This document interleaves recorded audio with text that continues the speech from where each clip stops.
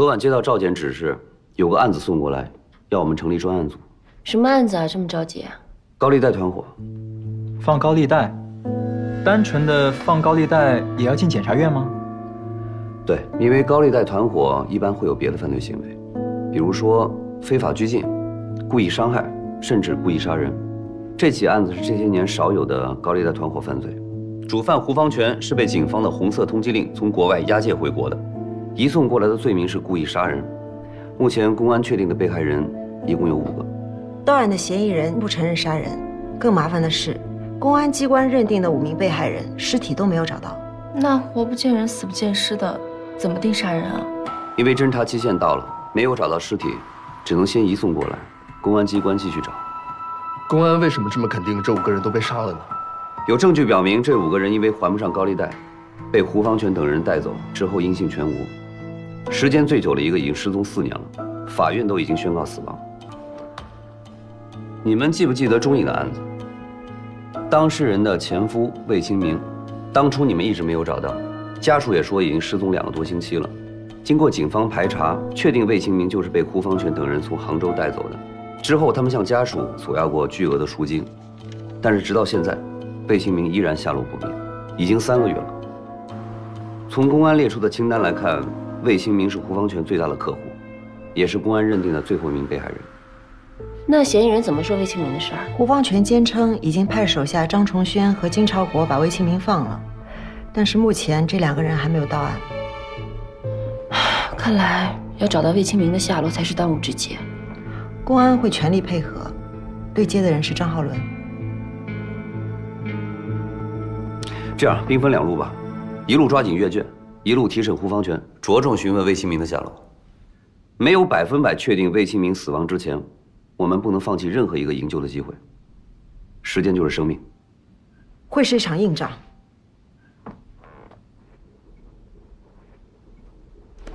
你怎么了？没事儿，有点低血糖。没听说过你有低血糖的病啊。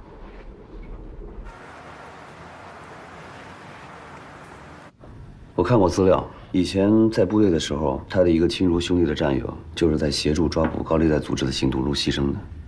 那严律在这个案子里合适吗？那得看他能不能放下这块心病了。我们能为他做什么吗？这个结在他心里，谁也解不开，只能靠他自己。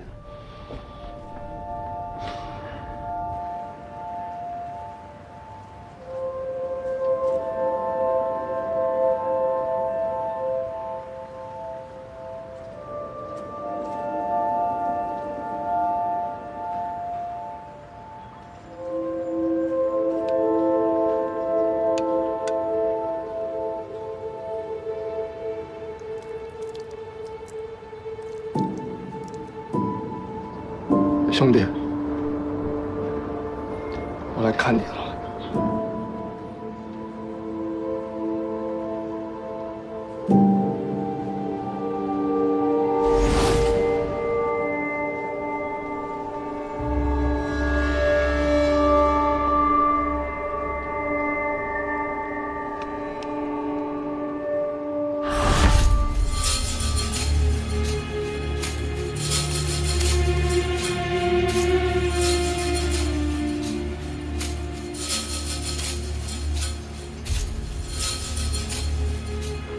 你觉不觉得他们今天跟以往有所不一样？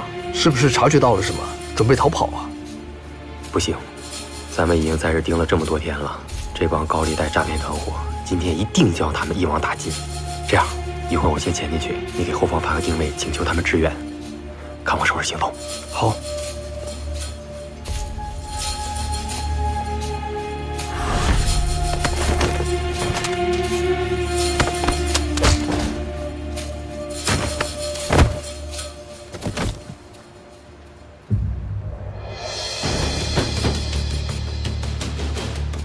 不是告诉你原地待命吗？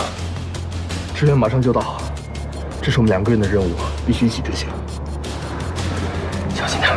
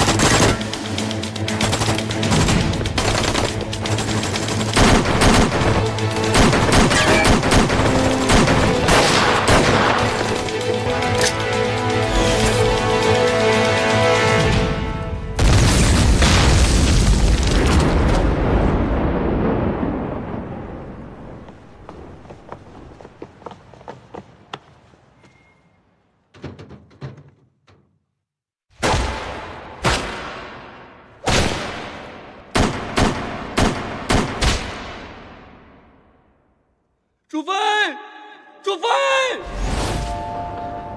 那次任务过后，我都不敢听到高利贷这3个字，我怕我会想到你，我怕我会觉得这一辈子都是亏欠你的。别就那么巧，接了个案子，就是关于高利贷的。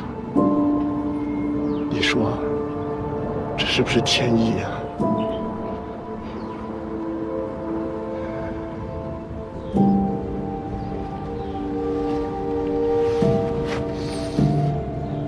上次那伙人，除了一个逃跑的，其他全部被抓了。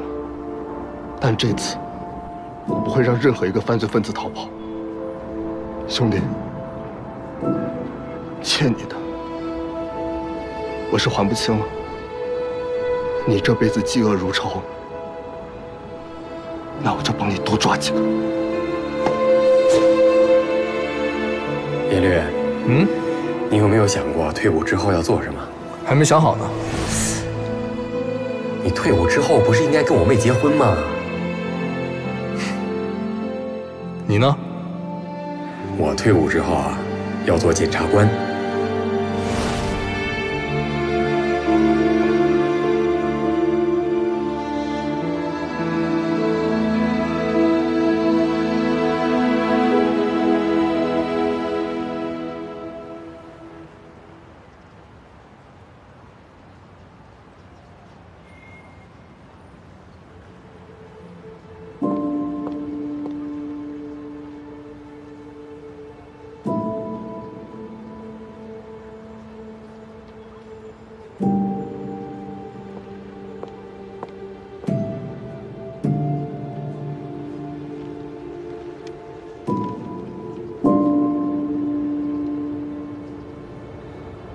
你来了。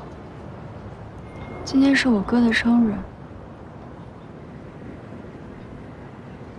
朱姐，我不求你原谅我，但你别跟你自己过不去了。我就是过不去。5年了，入伍的时候你们是一起去的，训练、入选侦察营、做任务，都是你们俩一起去的。为什么我哥回不来？为什么？为什么？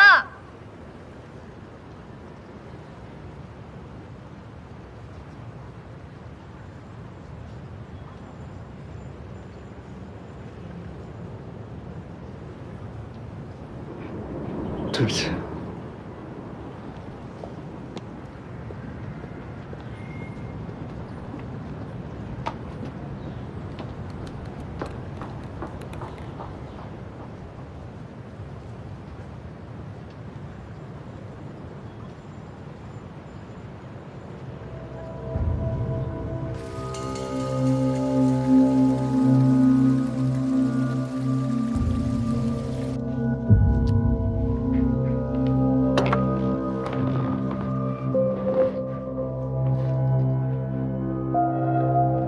这就是你说的任天宇？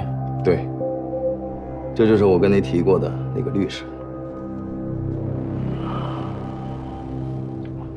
这小子啊很有头脑 ，CBD 商圈的业务几乎快被他拿下了。叫你给用上了。是啊。查他。任天宇。对。凭着我几十年看人的经验，这个人不是普通人。从他扫掉魏清明，然后又投靠你，一步一步，我总觉得这个人对咱们很关心呢。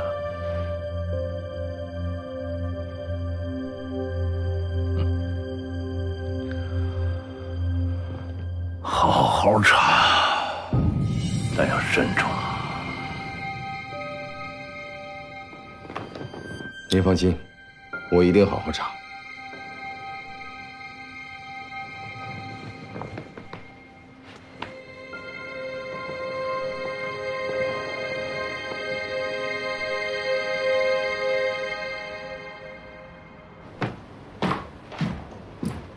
ran律，你要的资料。这个王达的确不好查，只知道他曾经是个金融大亨，早些年设计了证券市场，还有房地产，之后就退居到了幕后，是个慈善家。这些老狐狸啊，查也没有用，唯一的方式就是取得他们的信任，去他们身边做事儿，才能得到你想要的信息。那接下来你需要我帮你做些什么？没什么特别的，继续跟进吧。好的。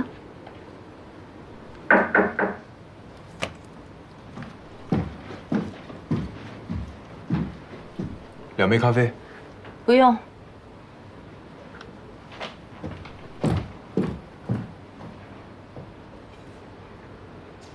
2件事儿，第一件，九泰集团律师团队中最核心的人物请辞了，这个人可是跟马珊珊一起打江山的，我估计他会带走整个团队。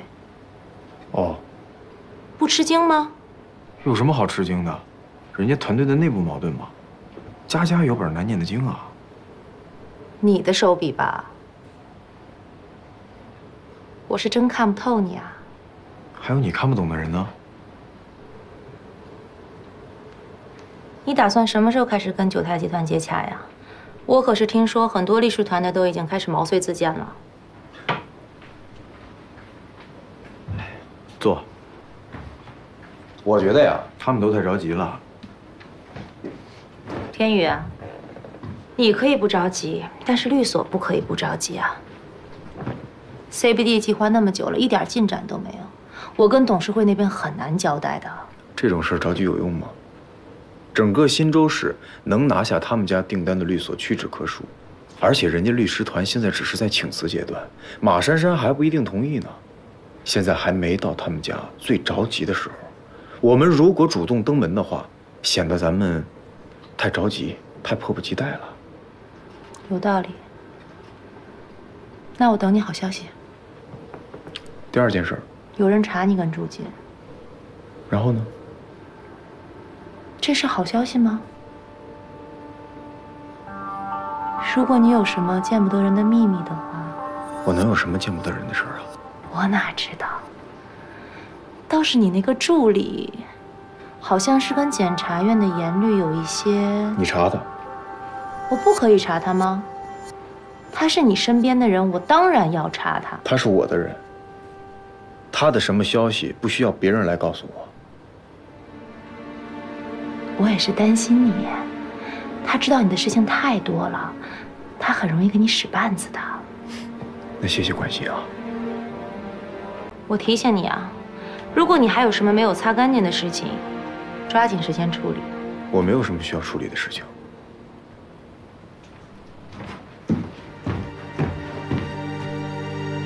对了，你现在跟江家大小姐已经发展到什么样的程度？这已经是第3件事了。我知道这是你的私事，但是我不希望你对她动真感情。为什么呀？直觉。我觉得她会坏咱们事儿。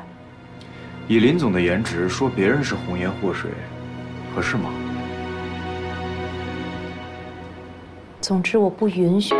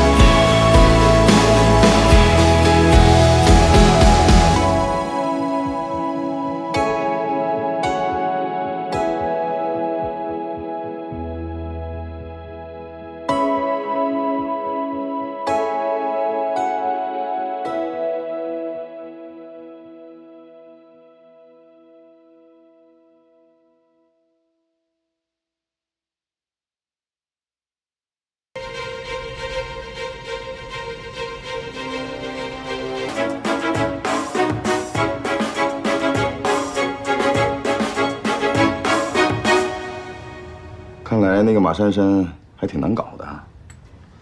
其实不难，给他一段时间，想通了就好了。毕竟是个商人嘛。她也是个母亲。你跟她女儿的事儿，微微曾经跟我说过，是个误会，早就过去了。哦，反正我相信你一定有办法搞定九太。哦，对了，你和微微是怎么认识的呀？那时候我不是在米兰上学吗？在那边认识的。哦，对，你是在米兰上的学。你多大去的米兰呀？好久了，那时候太小，我有点记不清楚了。哦，哎，爸爸妈妈都还好吗？都在米兰吗？都在，挺好的。哦。对了，魏清明的事儿你听说了吧？听说了。这事儿动静闹得可挺大的，跟你没关系吧？跟我有什么关系啊？哦，对了，那个过几天王总说要请你吃个饭。哪个王总？王大。哦。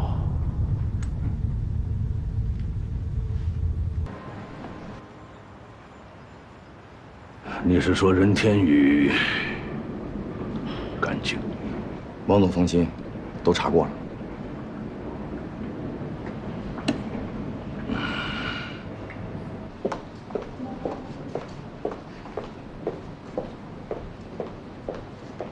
王总，你可是好久没来啦！哎呦，这在怨我了。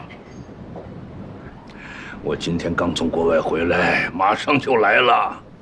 您可得常来啊，我们还等着你给我们蓬荜生辉呢。哎呦，先生，里面请。哎，任律师，来，我给你介绍啊，这位是王总。王总，这位就是我跟你提过的任天宇律师。王总，很高兴认识你。哦，任律师，那位是兰姐，这个会所的老板，以前你见过。你好，兰姐。任大律师，你可真是年少有为啊！谢谢。你们这会所装修的真好。那你可得跟王总一样，经常到我们店里来啊！一定。就这么定了啊！行啊，你们聊吧，有什么事儿再叫我啊。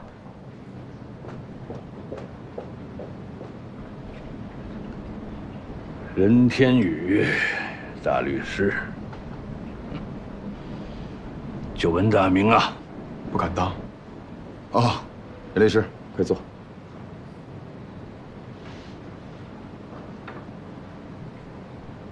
早就听易景说起过你，他说你能帮到他，可没想到任律师还这么年轻。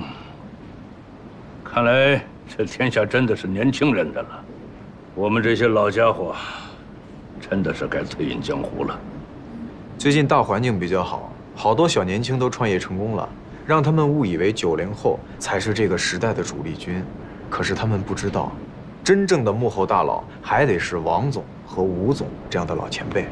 现金、资源、人脉，都掌握在你们这些做资本的人手里头。我们这些小年轻再蹦跶，也只不过是给你们打工的。任律师不只是年轻啊，还很有见地。见地不敢说，我就一个优点，有自知之明。知道自己该干什么，不该干什么。好，人贵在有自知之明。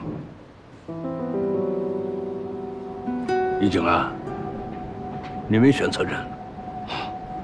王总，之前在国外，我遇到困难，都是任律师陪我走过来的。相比那会儿，我们现在做的事情就容易多了。这都是我分内的事儿。是啊，如果人人都能像任律师一样，做好自己分内的事情，这世界就和平了。哦，对了，江家那边进行的顺利吗？微微说你对江家已经开始行动了。是，江家是 CBD 计划很重要的一个环节，我们应该早点筹谋。我听说江家的律师团都在集体请辞，我猜这也是在你的筹谋之内吧？筹谋也得看天时地利啊。天时地利，我们做生意的管这叫运气。江家自从换了女掌舵人，就变成了一块难啃的骨头了。王总，任律师运气很好啊，现在还不好说。哎，你谦虚什么呀？从我认识你到现在，你的运气就一直很好啊。我也是认识吴总之后运气才突然变好的，要不然能认识王总吗？你太会说话了。我们都是很有运气的人，对吧？那就来吧，为我们的运气。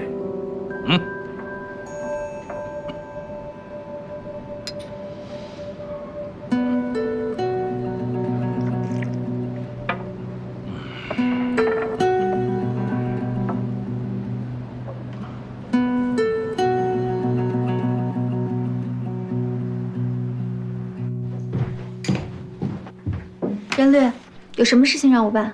马珊珊现在对我很抵触，想要让她聘用我，就必须知道他们公司现在的危机是什么。而最了解这些的，除了她自己，就是她的首席律师了。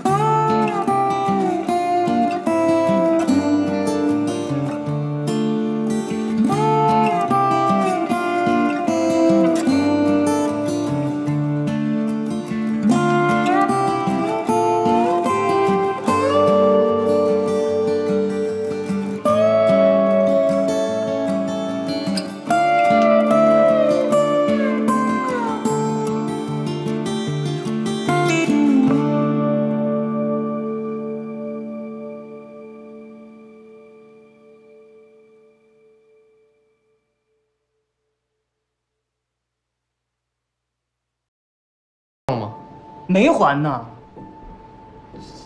，1分也没还呢，1分钱也没还，你们能轻易放过他？那不然呢？我养着他，我们是放贷的，不是搞慈善的。另外，囚禁他人那是犯罪行为啊！谁让你放的？那是我们老板胡方全，我就是个打工的，那老板让我们干什么，我们就干什么。你老板让你杀人，你也杀人。他让我吃屎我都吃，甭给我来这套，丫头。老板他没让我杀人，老板就是让我们找他，然后呢让他还钱。结果他说他没钱，然后老板就让我们放了他。放了？放了他才能让他去筹钱呢，不然呢？杀了他，我跟谁要钱呢？好，那你告诉我，在哪放的他？跟谁一起放的他？放他的时候，他身上穿的什么衣服？他身上还有什么其他东西吗？你们有没有让他承诺一个还款计划？什么时候是最后期限？到期了还不上又该怎么办？我不知道，我真不知道，我的确不知道啊，我就是个开车的，我不知道，这不可能知道。我不是不知道，我是忘了。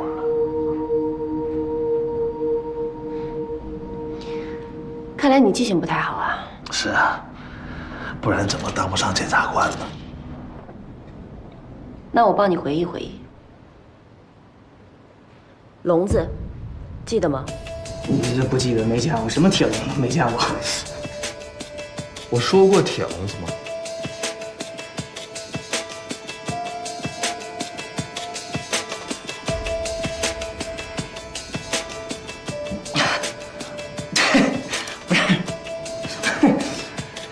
笼子不都是铁的吗？你们真好玩。检察官大人呐，您那笼子是养鸡的还是养鸭呢？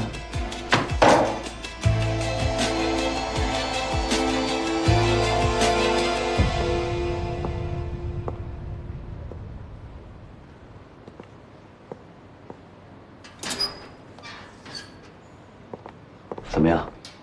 你们呢？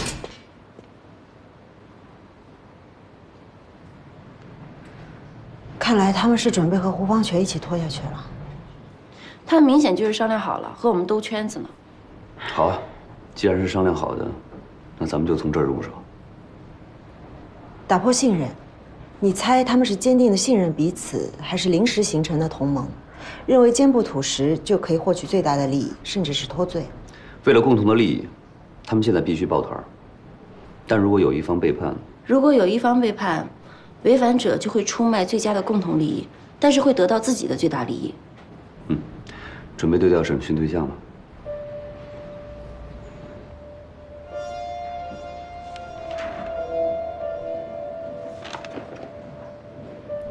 还是什么都不说是吧？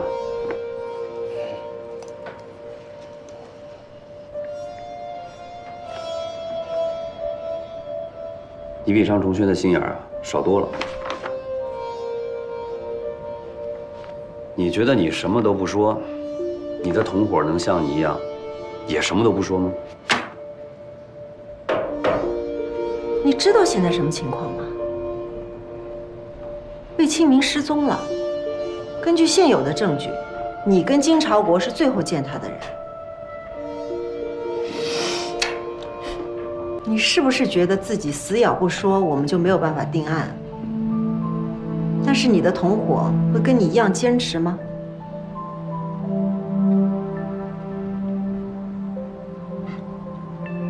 他会怎么说啊？他说什么我不能告诉你啊。你们两个人都有可能是主犯，就看谁的责任大小了。但是在推卸责任这一块儿，你比张崇轩真是差远了。检察官大人，咱别玩这心理游戏了，成吗？你很聪明，但是我相信你的老板胡方全比你更聪明。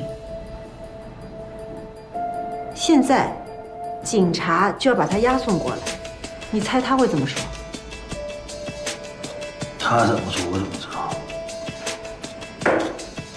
如果我是他，我就会把所有的责任推到你跟金超国身上，这样正好和你们俩的供述印证上。或许我们对他没有办法，但你们两个能逃脱干系吗？魏清明失踪了，渺无音讯，我们有理由相信他已经死亡。而你和金朝国是最后见他的人。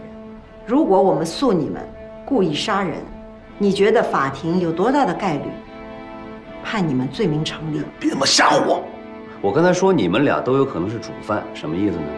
就是说你们2个人中间有一个人是要判死刑的。但如果你不是主犯，你的死刑概率就几乎为0。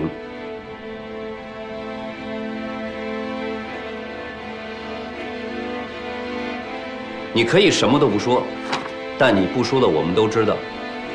只不过想给你一次主动的机会，机会只有一次，先到先得。你不想要，那是你的选择。我们走。是胡方全。谁？你可以选择不说，但我相信，如果有一天你在法庭上听到你的同伙供述的时候，你一定会后悔今天为什么没有说实话。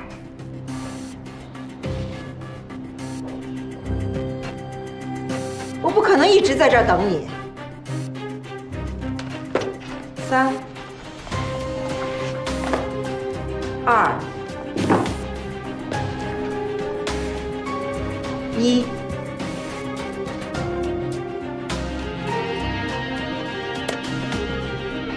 我给过你机会。我说。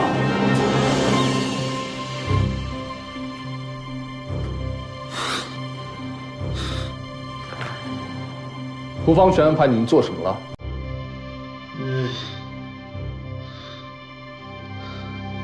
陈家。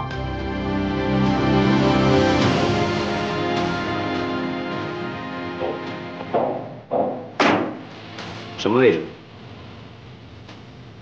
延平大桥，就是把它装在笼子里，我们把笼子呀从桥上扔下去，然后连笼子带人就一块儿下去。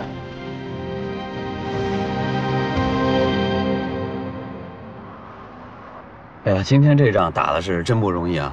不过总算是有点进展。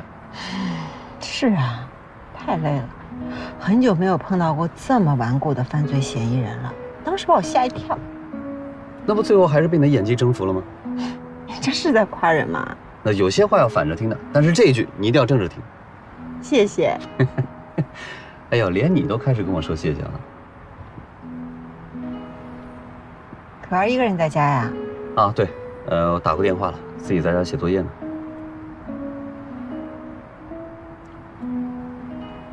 那个谁，叶泽，哎，你打算怎么处理啊？什么打算怎么处理呀？把人家说的跟犯罪嫌疑人一样。哦，我说的是处理啊。没有，那没有，我不是那个意思，我是说，你打算怎么办？我没什么打算，他就是个孩子。哎，是啊，孩子确实是个孩子。哎，你能这么想，那说明你还是挺客观的。唉，虽然是个孩子，可是吧……哎，你别可是啊！我跟你说，千万不要被小年轻的几句这个浪漫誓言，还有烟花套路给迷惑了。我碰巧看到的。套路怎么了？没怎么呀，你喜欢那些吗？有女生不喜欢那些的吗？哦，那我不懂。我没事啊，我就是说。就我个人理解来说啊，我觉得你跟他的这个生活圈子，好像差得有点远。你就是将来，就是我怕，你要知道他身边，哦，我不是说你不漂亮，你很漂亮，我是说你不是你语无伦次在说什么啊，尹检察官？关心啊，我就是出于对朋友的关心啊。你过头了。有吗？我说你开过头了。哦，没事。哦，没事，我前面可以绕回来。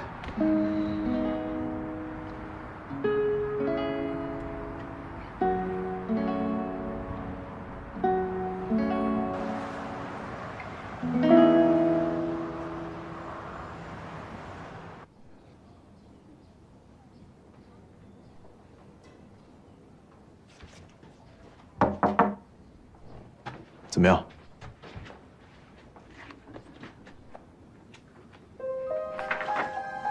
没少交代啊。是呀。我是不会告诉你的，这点职业道德我还是有的。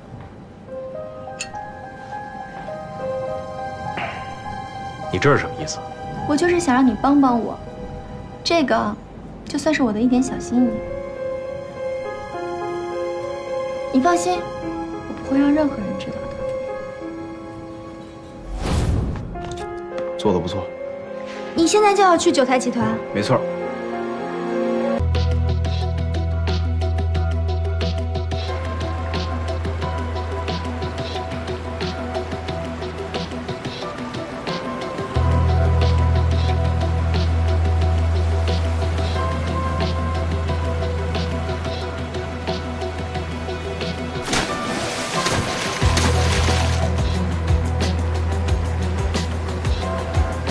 肯一，林绰，我介绍一下，这位是高检院请来的洋流专家。国家海洋局刘丽。啊，检察一部尹川。你好，你好。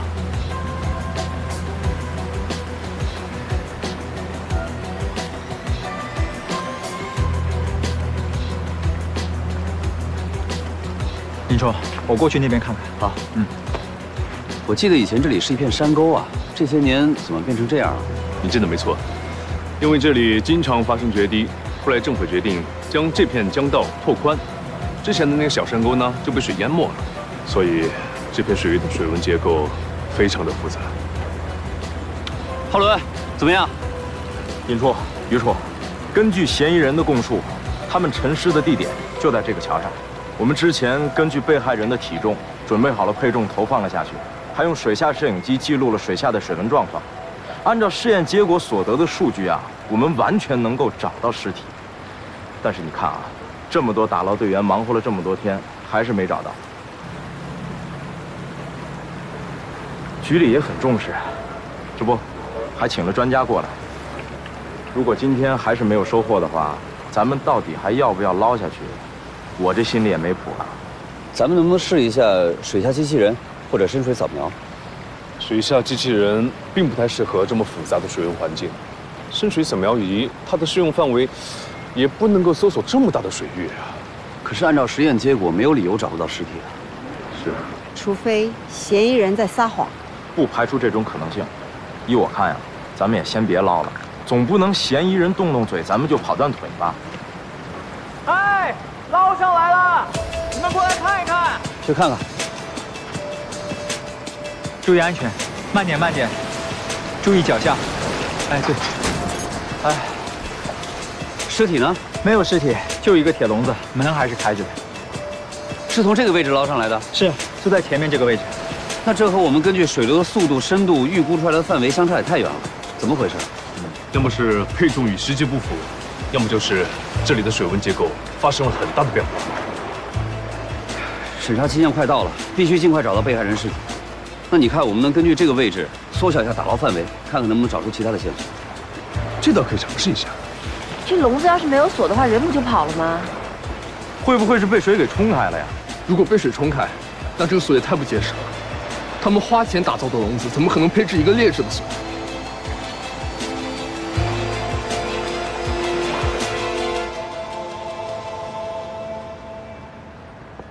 审查期限快到了，必须尽快找到被害人的尸体。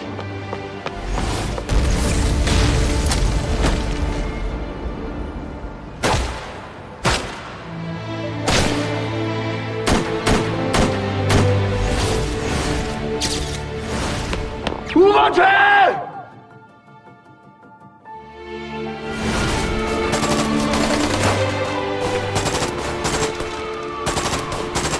周成，周成。入伍的时候你们是一起去的，训练、入选侦察营、做任务，都是你们俩一起去的。为什么我哥回不来？为什么？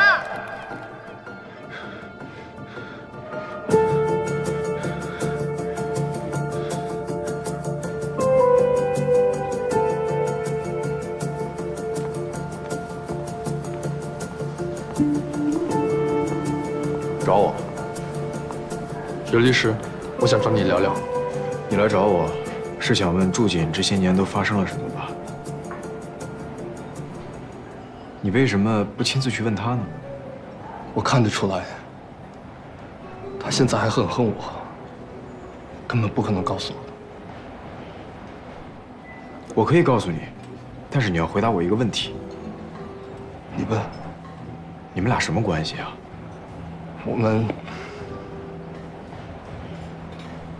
我们曾经是恋人。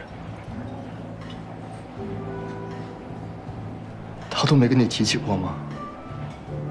你能来找我，肯定是查到了什么，知道了什么，对吧？是在我们失联以后，他在滨州市的那些事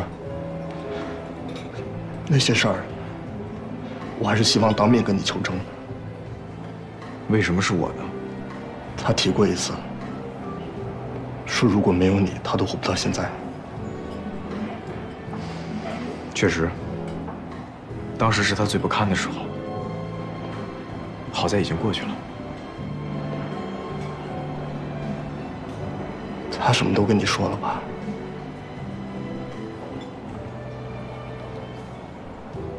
我欠他哥哥一条命啊！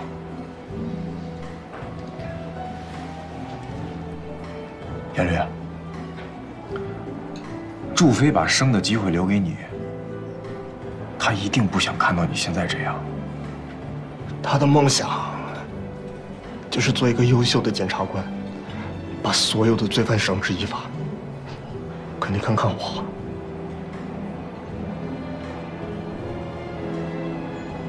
我现在多失败啊！没有什么失败不失败的，你绷得太紧了。我跟你不一样，我觉得自己是个废物啊！你如果再不改变你自己的想法的话，你就真的成个废物了。我看到那个人了，我看到当年杀害祝飞那个人了。谁呀？胡方全。你确定？有证据吗？但我看得清清楚楚，不会有错。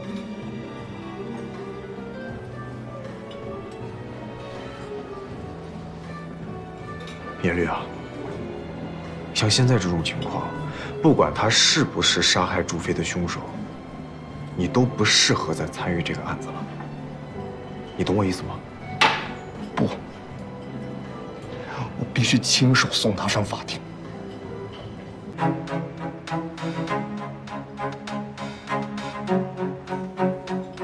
您放心 ，CBD 计划进行的一切顺利，任律师已经跟九泰集团正式签约了。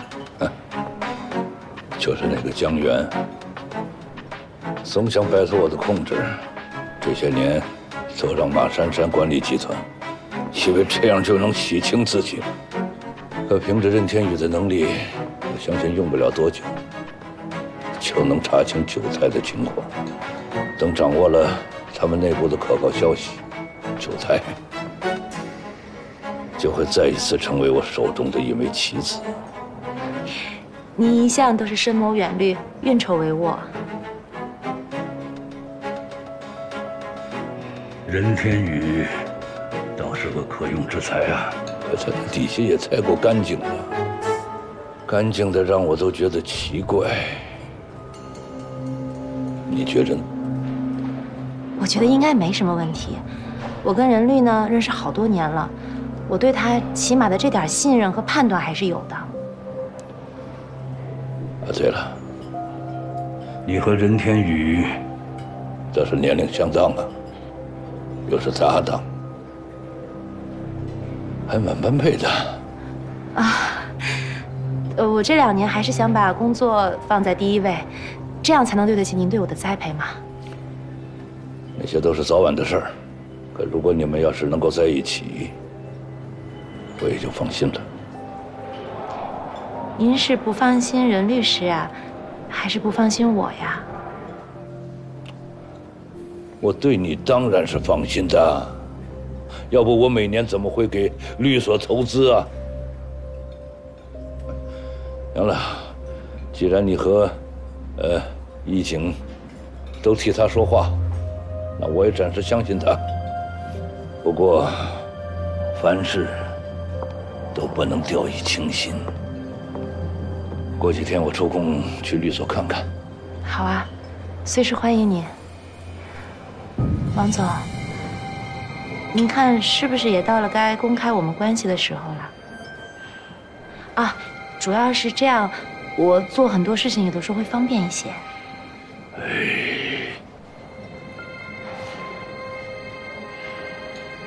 现在还不是时候啊！你不是说过要凭着自己的力量去做出一番事业，而不是靠我的威望去为你铺路吗？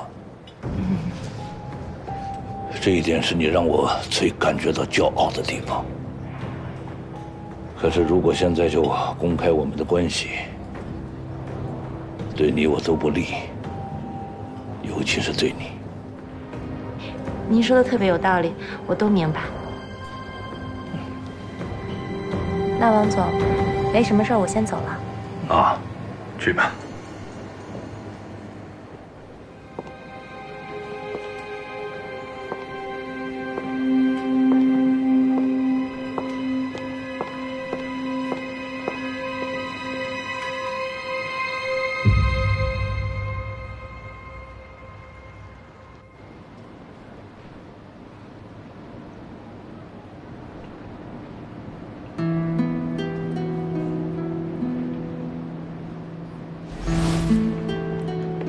以后在外边别随便叫我爸。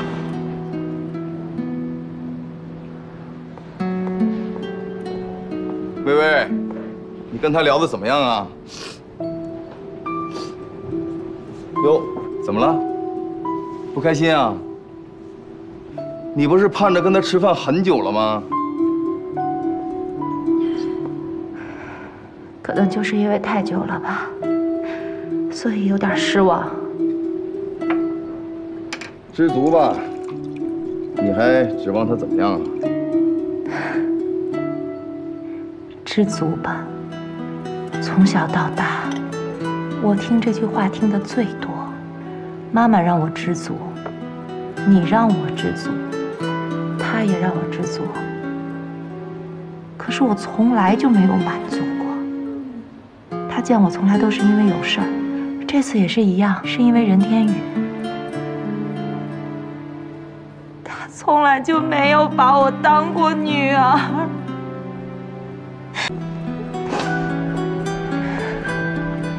王总也是不得已嘛，他也是为了你呀。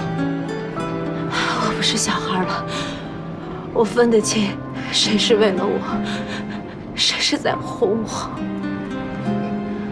天下的父亲，哪有不爱自己的女儿的？你眼前就有这么一个铁石心肠的，你为什么就不承认啊？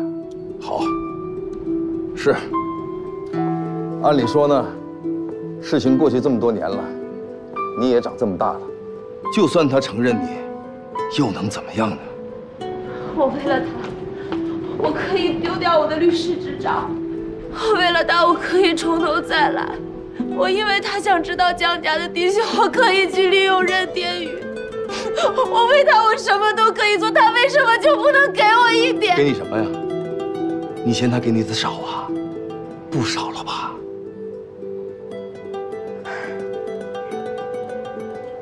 不少了，其中还包括舅舅的那一份吧？你说什么呢？我说错了吗？你最清楚了。你拿到的那些钱，都是用我妈妈的青春换来的。李薇薇，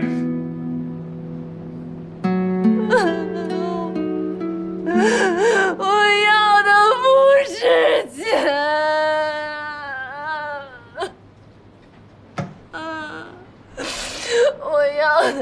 我要的是父亲的爱。我就想他能够不因为有事儿才见我。我想他见我，是因为他想我了。我想他问问我，你饿不饿呀？你渴不渴？你冷不冷？你过得开心不开心？我想让他像别人的父亲一为什么我的父亲不可以，一次都不可以啊？好了好了，来拿着。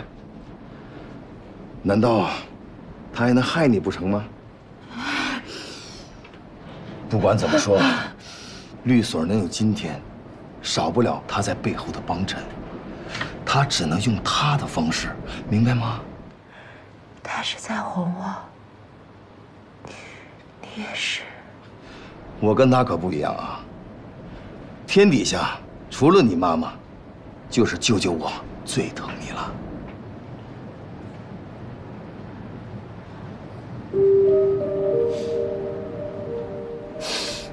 越没有什么，就越想得到什么。我只是希望他能像一个父亲一样的在乎我。会的，一定会的，啊！控制一下自己的情绪，这样对你不好。嗯。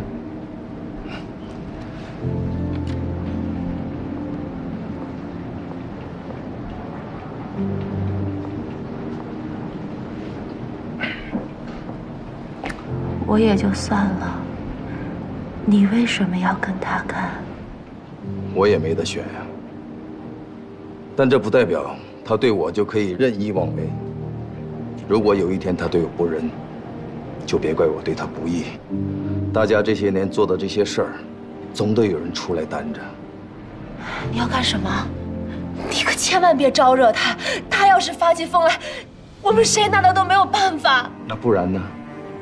推给任天宇？那不行，不行！你现在对他……我不管怎么样，你们绝对不能动任天宇，有我在，就不行。就是开个玩笑嘛。没有无心的玩笑。你不是一直拿他当兄弟吗？当然是兄弟。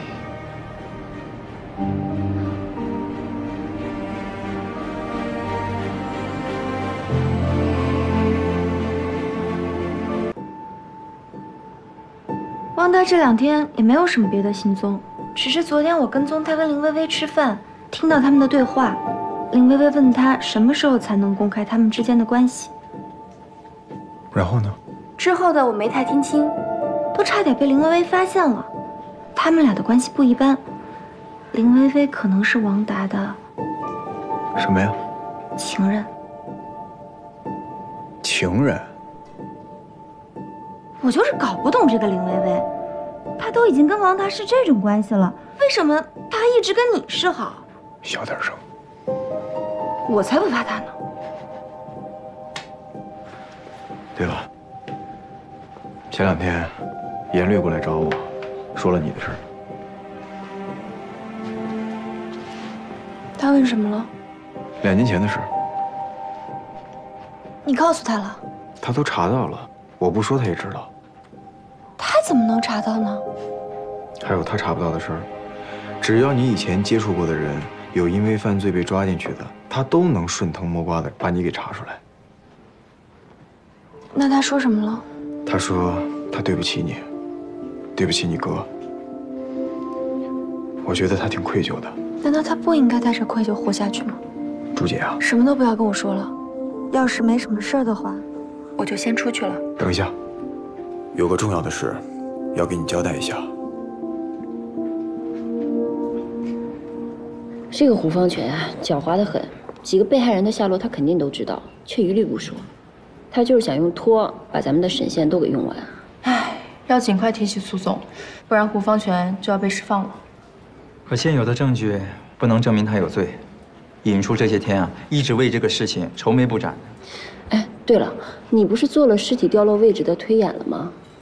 我推演了很多次了，可每次尸体都掉落在同一个位置。按照你这个建模推演出来的结果，我们应该是能打捞出尸体的。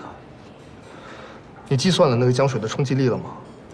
我上午就试了，不只是计划中打捞出来的尸体，就连打捞出来的铁笼子，都和口供中的投掷点相差甚远。我都开始怀疑我自己了，这没道理呀。数据没错，那就是其他地方出了问题。口供有误？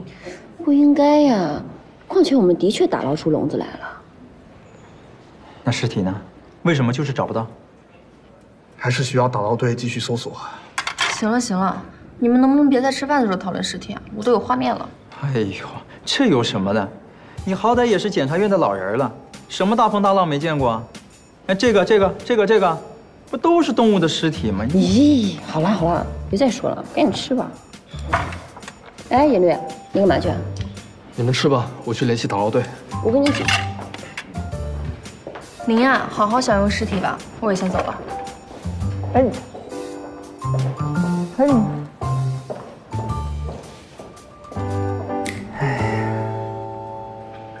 没错呀。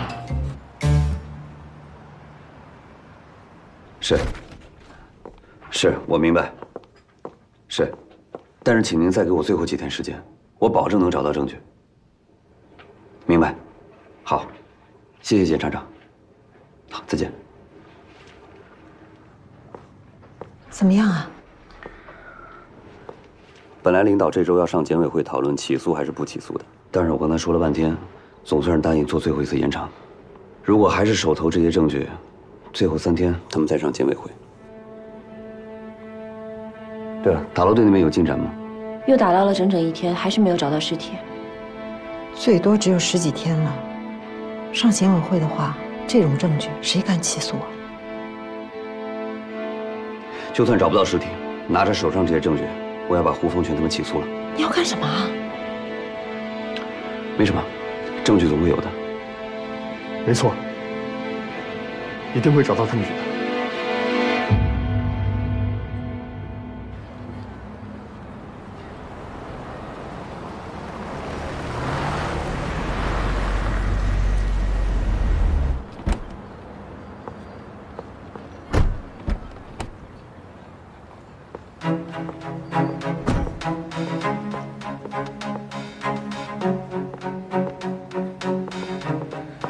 您来怎么也不提前跟我说一声，我也好提前准备啊。我就是顺路来看看。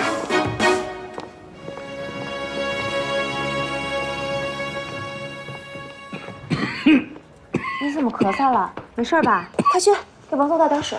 哎，不用，啊，没事。啊，对了，任律师在吗？他去法院了，您先去我那儿。不用了，我去他办公室等就好。他办公室在那边，我带您去走。不用了，你去忙吧，我自个儿去就好了。那我去陪您。都说不用了，去忙吧。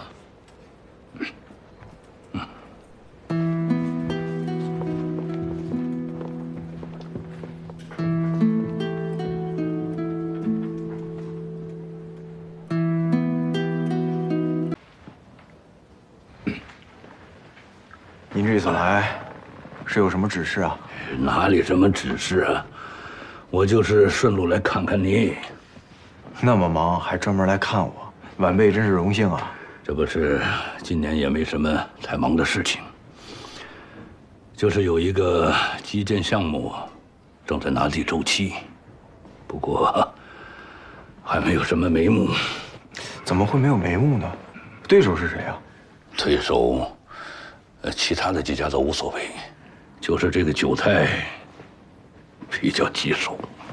也难怪，九泰在咱们市的房地产企业里面算是龙头了。是啊，所以我自己也在想办法嘛。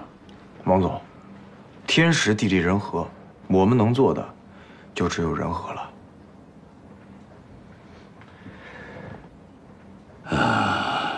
任律师，你这么说，我也就放心了。有任何需要给我打电话。好，一起午饭吧。饭就不吃了。下午我还有点别的事情，下次吧。下次叫上你的助理，咱们一起。来，我请客。也行。那就不打扰了。好，走了。任律师，留步。那这2天您先好好休息，等您不咳嗽了，我就陪您去打一场高尔夫。我听说最近有一个球场好像弄得特别好。再打高尔夫呢，小人啊，你叫上小祝，咱们一块儿去，人多热闹啊！好，对了，小祝啊，咱们加个微信吧。好呀。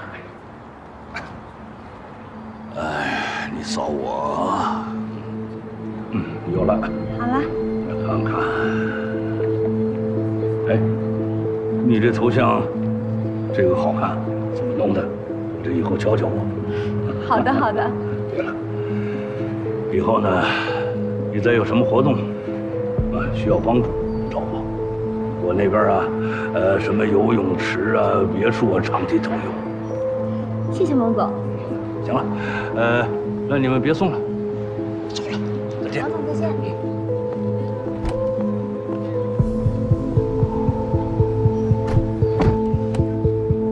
王总再见。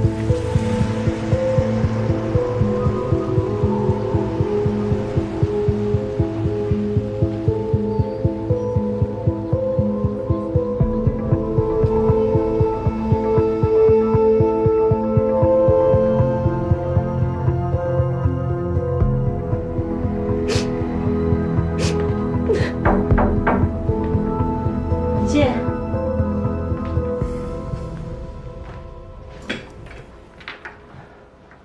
你没事吧？没什么呀。那你在嘲笑我吗？我没嘲笑你，只是觉得把情绪都写在脸上不是你的风格。不用骗我了，我知道你们怎么想我的。你们肯定觉得一个20多岁的女人对一个50多岁的男人缠着不放，一定是因为他的钱。他不是你爸爸吗？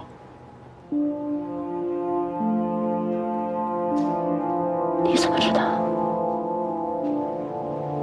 从王总来到王总走，你脸上的表情都是一个无助的小女孩，这种感觉我很熟悉。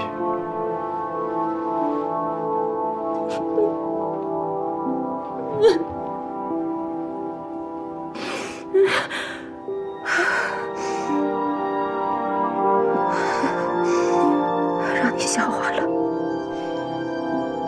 他才刚刚认识祝锦，可是比亲女儿还亲。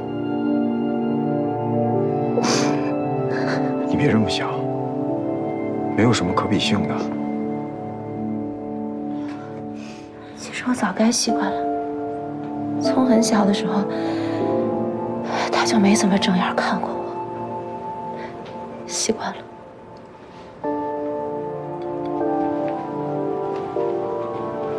云总，你不觉得我们在乎的人还活在这个世上，就是一件挺好的事儿吗？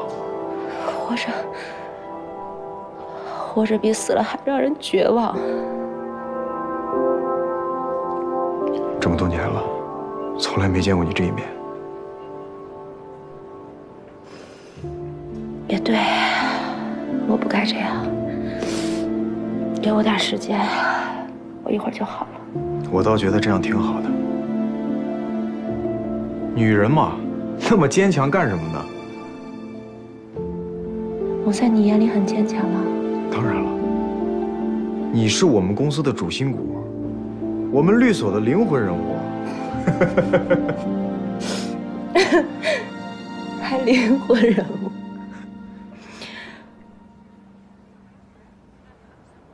那你答应灵魂人物一件事儿，保守秘密，他不让别人知道。我不会说的。谢谢你，天宇。尹处说后天就要起诉胡方全了。我们现在也一直没有什么进展，这样做太冒险。我同意尹处的做法，无论如何都不能放过胡方全。胡方全真的是太狡猾了，再狡猾的狐狸也要想办法让他露出狐狸尾巴。打捞队打捞了那么多次，却一无所获的，按道理来说不应该呀。水流不太急，排除铁笼子导致的碎尸可能，笼子在人不在，那就只有2种解释了：一，人活着逃走了；二，人死了，那尸体就在江里。我们会不会方向有什么问题啊？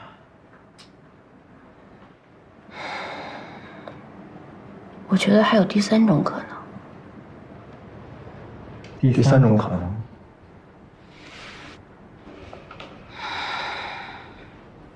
第三种可能是，第三种可能，可能他们扔下去的就是空笼子，根本没有人。你想怎么证明这种推测？我想下水。我是军人出身，水下15米的测量对我来说不是问题。我不该逞英雄，我知道，可打捞行动队迟迟没有结果，我想亲自下水看一看，证实一下我的推测。你觉得自己比洋流专家还有专业打捞队更专业吗？你就批准我吧，之后怎么处罚我都可以。先别下水了，今天审胡方全，你去吧。审出来皆大欢喜，审不出来，我再处罚你。是。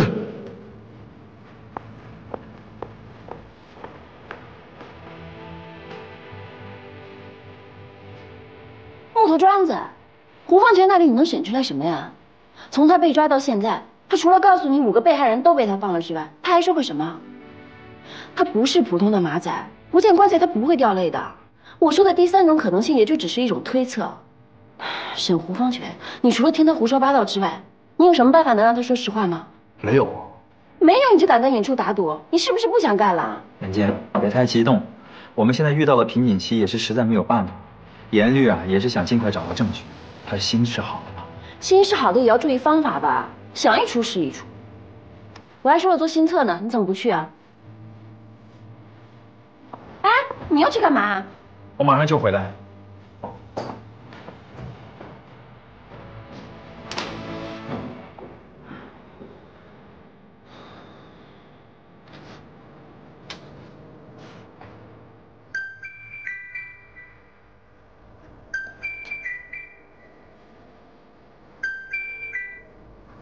喂，谁呀？我现在去找趟高姐，胡方全这边你帮我盯一下吧。怎么突然去找高姐？是遇到什么问题了吗？时间有点紧，这样我回来再跟你说。好。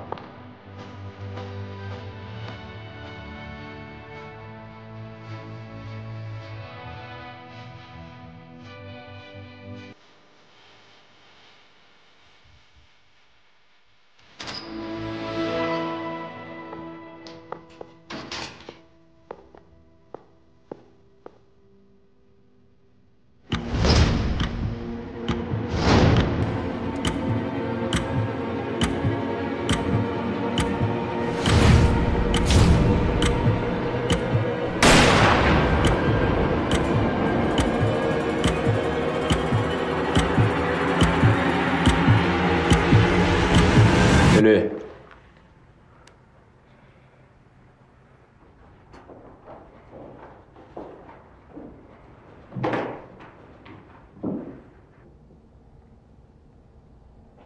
姓名？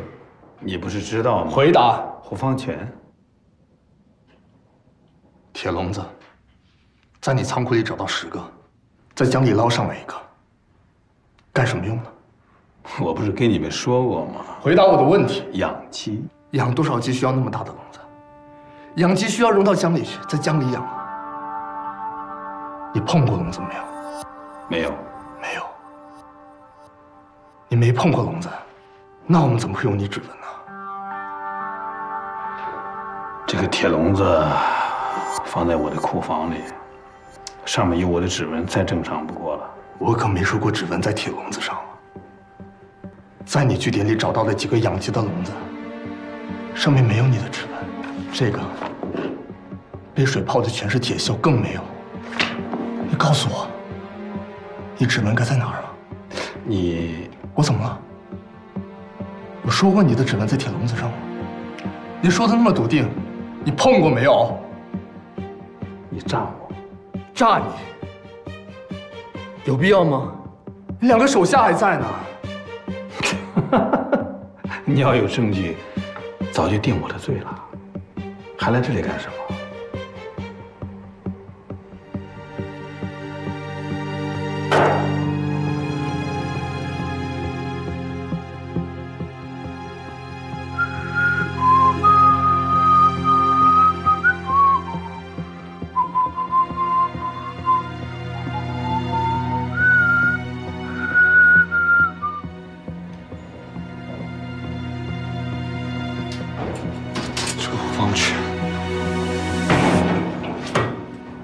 美丽，没事没事。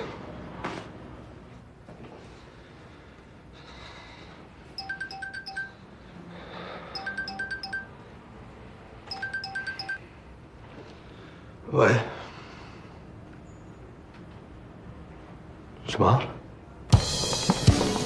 这几位是检察技术基地心理测试实验室的同志们，特地过来协助我们。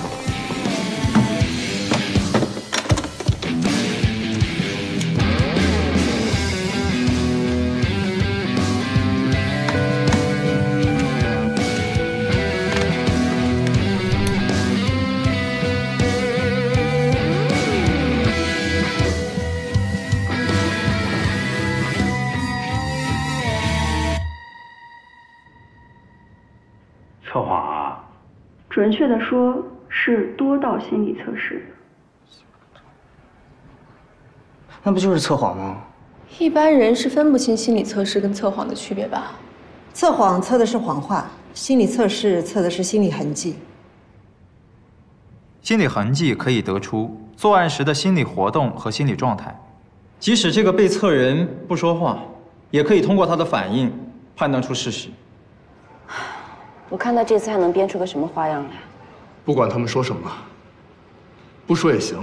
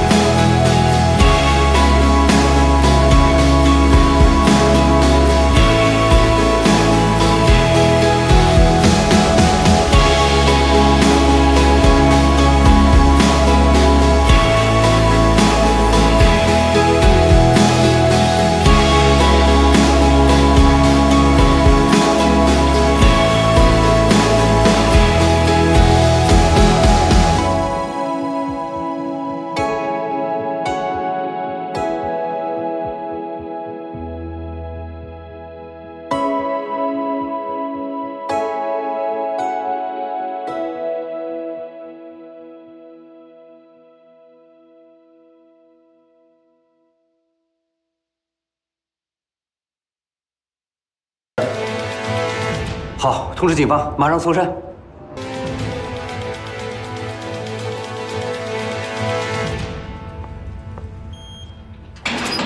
谢谢。潘晓黎呢？他去给那些哥们送行了。这次要不是他的关系啊，我们可没有那么容易接到这些设备。尹初说了，等回头案子结了，我们可得好好感谢人家。的确，这可帮了我们大忙了。怎么了？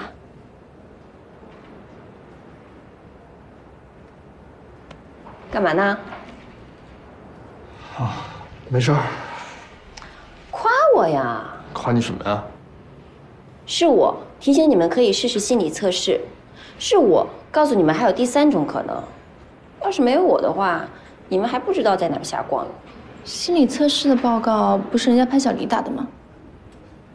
对了，你当时是怎么想到还有第3种可能的？你还记得笼子被捞上来时候的样子吗？锈迹斑斑的，尺寸比咱们预想的要小一些。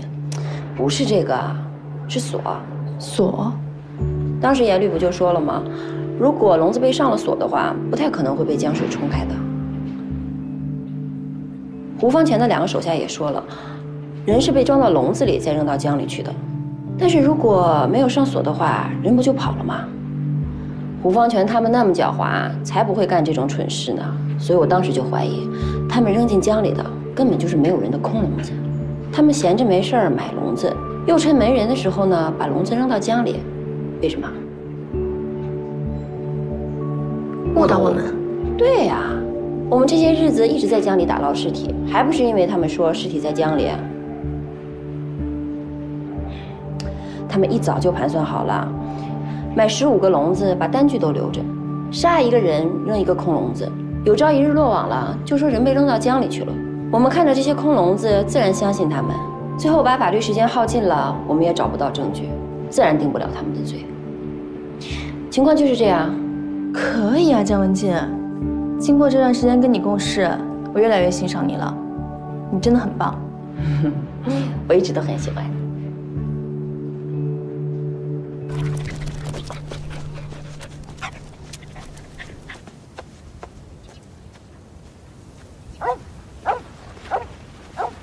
尹处，浩伦，哎，于处，找到了吗？还没有。昨天晚上我们就来了，这一块都快找遍了，这会不会是方位不准？不会，我相信他们，再找找吧。那你们相信这些高科技吗？这原来我们都用过，确实不太准。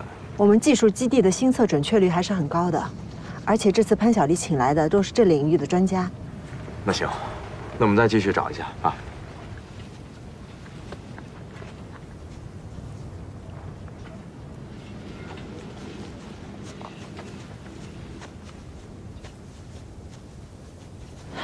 这次咱们这么多人，一定能找到的。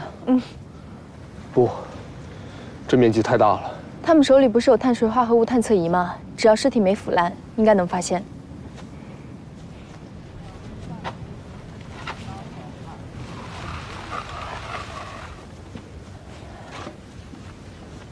我自己来。哎，严律，严律。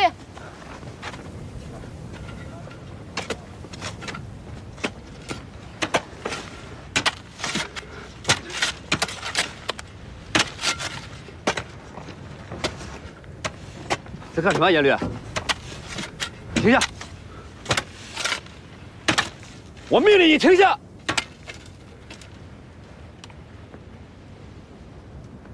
你以为这样对发现真相有什么帮助吗？捣乱！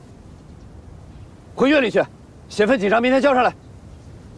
你现在就回去。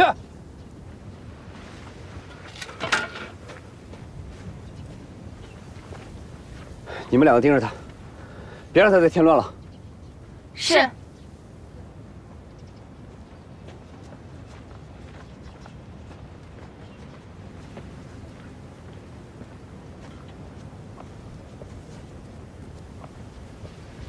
昨天晚上就过来了。哦。你这样身体怎么受得了？哎呀，只要这个案子能破了，其他的都是小事，你不用担心我。我不只是担心你，我还担心这个案子。现在我们只有一个生锈的铁笼子和2个嫌疑人的口供，一具尸体都没有，找不到尸体就定不了罪。我知道，我有办法的。你有什么办法？你昨天说找高姐，你不会是……这么跟你说吧，就算时间到了找不到尸体，我也要起诉胡凤全。你怎么起诉啊？这个案子要上检委会，现在一具尸体都没有，你拿什么说服各位检委会委员？别管了，我都想好了。你想好什么了？这万一出了什么问题，结果多严重，你知道吗？颍川，我认识你这么多年，第一次看你这么不理智。你告诉严律，审不出来就滚蛋。原来真正下定决心的是你，诉不成就滚蛋是吗？哎，你也算是对我更进一步了解吧。你是不是疯了？我觉得挺酷的，你不觉得吗？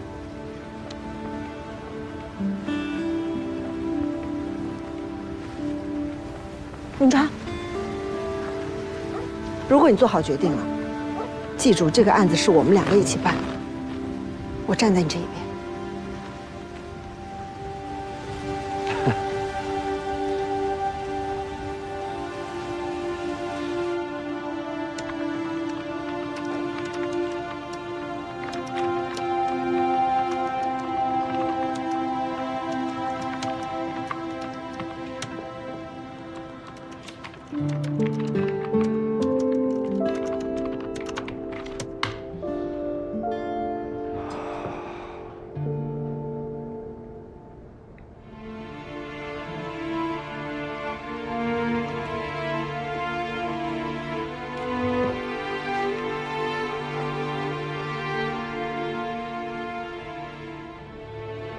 郑飞，如果你泉下有知，就保佑我们赶快找到那些尸体，别再让更多人受害了。今天早点回去吧，可儿不能总一个人在家。啊，今天不熬了。一会儿我再回检察院看一眼严律。给严律一点时间吧，让他写完检查，冷静一下，你再找他聊比较好。也行，他是得想清楚了。这绝对不是一个检察官该有的工作态度。但至少我们知道了，他是一个重情义的人。你再怎么重情义，也得学会控制自己的行为啊。他是心切，走不出来，希望你要理解他。早晚得走出来的，你总得有个新的开始吧。谈何容易啊！那我一会儿送你吧。不用了，我约了人吃饭。叶泽吗？那我可以送你啊。其实我觉得他还挺好的。挺好的啊，你不觉得吗？人是挺好的，年轻有为，真诚勇敢，自我随性。我随便说一句什么，他都会放在心上。要像你说那么好啊，你还真可以考虑考虑。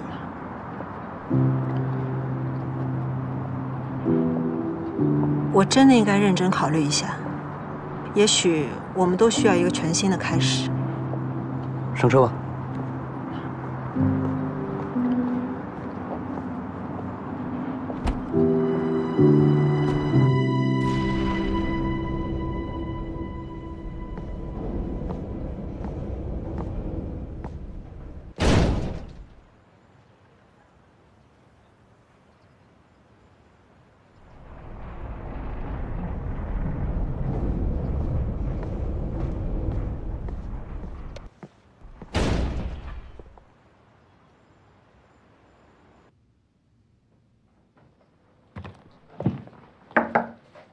还没下班呀？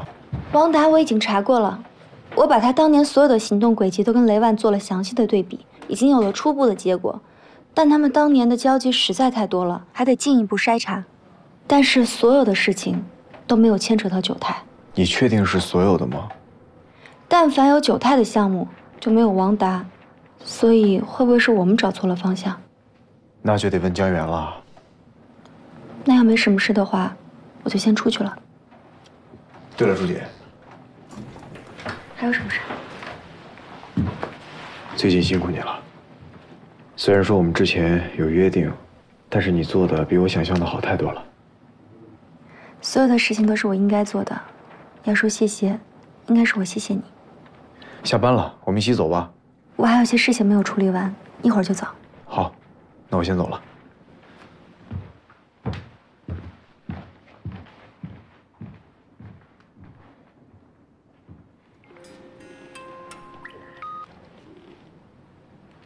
喂。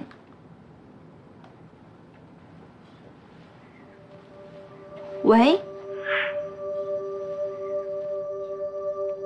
是谁？这么久不见，你的声音还是这么好听啊！姚烨，哟，看来没把我忘了，宝贝儿，你想我吗？我在牢里的每一天，可都特别的想你。你要干什么？我跟你已经没有关系了。 话别说这么绝情嘛，咱俩之前可还是……你是怎么知道我电话？本来我也不知道的，巧了，我在电视上看见你跟你老板在一块儿的新闻。任天宇大律师听说很出名，我的小宝贝儿现在真是出息。不要那么多废话了，你到底想干什么？我刚从里边出来。 就想跟你叙叙旧啊，顺便提醒提醒你，发达了也别忘了过去咱们的。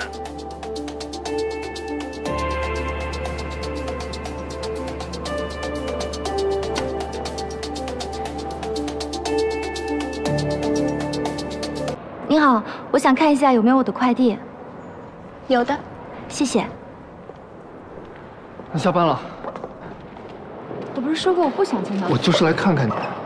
你不要再来烦我了，你听不懂吗？我听说了，过去的那些事儿。听说了怎么样？是我让你受苦了。跟你没关系。怎么没有关系啊？毕竟我们曾经爱过吧。我忘了。我想帮你，我想照顾你。 你觉得现在的我还需要你吗？那至少让我像哥哥一样照顾你，行吗？不要让我再重复我说过的话，以后不要再来骚扰我。你走吧。朱简，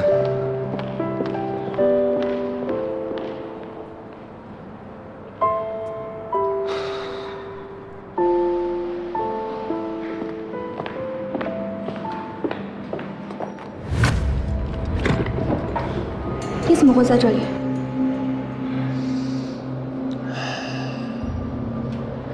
还不是怪你那上司太出名，随便打听一下就知道本市最炙手可热的律师在哪个事务所呢。我害怕打扰你工作，所以一直在这儿等你。我是不是特别贴心？我跟你已经没有关系了，你不要再来骚扰我。你这么说可就太无情了。 我可是为了你才进了监狱。你明明是自己抢劫被抓，还说是为了我。姚烨，你是不是坐了几年牢，把脑子给坐坏了？过去了就让它过去吧。咱们这么长时间没见，我想跟你好好叙叙旧。我跟你已经没有关系，以前的事情我都不记得了。赶紧走。你这么说可就太绝情了。这样。 我给你看个好东西，保准你看完以后就能想起来。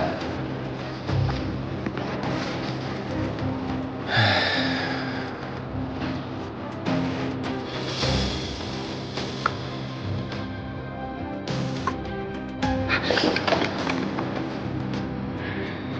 这些照片，你以前不说你都删掉了吗？这些我当年可都当宝贝一样藏起来，我就知道有一天能派上用场。 你到底想怎么样？我不是说了吗？我就想跟你叙叙旧，顺便……哎，你说你都过上这么光鲜的日子了，就忍心看我自己流落街头，饿死啊？不用再拐弯抹角了。你到底想干什么？我的小宝贝儿还是这么聪明。你想要我？ 那哪能够啊？起码得加个0。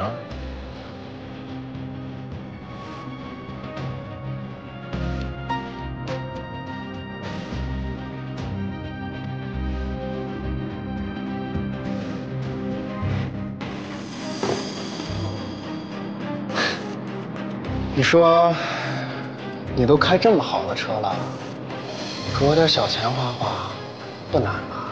乔叶，你都坐了好几年牢了，还是这个东西。我告诉你，我没有钱，我就算是有钱，我也不会给你。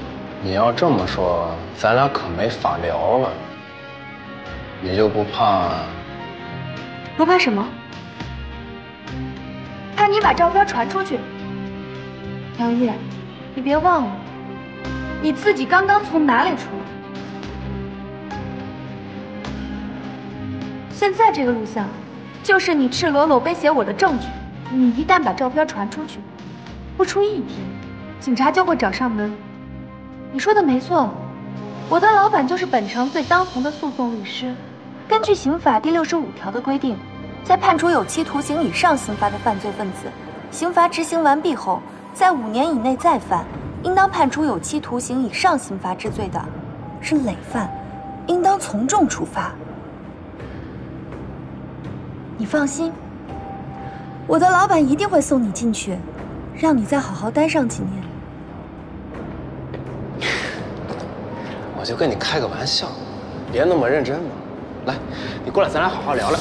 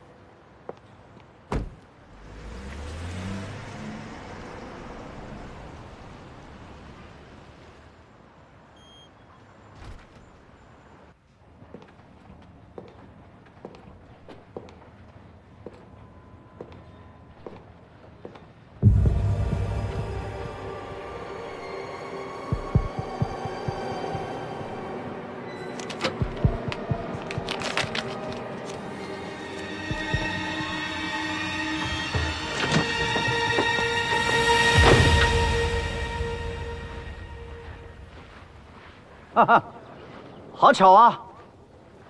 江总，小人啊，哎，怎么今天有时间来打球啊？休息一下，换换脑子。哎，小人，怎么样？刚到我们公司，工作强度还跟得上吗？特别好啊！我听我太太说，前一段时间跟了公司10几年的法律团队，突然间就集体跳槽了，你知道是怎么回事吗？走这个事儿我知道，但是具体为什么我就不太清楚了。当然了，这个不是你的工作范畴，哈哈，我也不是懂事了，只是随便问问。咱们公司10几年前做贸易起家，发展太快了，好多人啊他眼红、嫉妒。行啊，你对我公司和我都很了解嘛。您是我的雇主，我要是不了解怎么工作呀？这叫做树大招风，这个道理我懂。对，主要是咱们公司刚开始的时候就有一笔强大的资金介入，到现在了还有很多人拿这个事儿说事儿，闹得沸沸扬扬。哎呀，幸亏啊，当年那家投资公司，他们认同我的想法，我们公司才能一步一步的做大。当然，我老婆的娘家也是帮了大忙的。哎，很多人都说我呢是靠我老婆，这个不准确。但是呢，我还是很感激我的太太呀。当年我一无所有，什么都不是的时候，她就坚定地站在我这边了。你们两个真是模范夫妻。那当然了。小人啊，今天我们能在这儿见面，也算是缘分呐。之前呢，我非常看好你和文静，不过造化弄人呐。但是呢，我还是想嘱托一句，我女儿可是我的全部啊。我也知道，因为我们家的情况，很多人会对她产生什么非分之想。文静是个单纯的孩子，我不知道你们之前发生过什么，但是我希望你能够答应我，无论未来发生什么事，你可不能伤害到我女儿啊！我的女儿不能受到一丁点的伤害。放心吧，叔。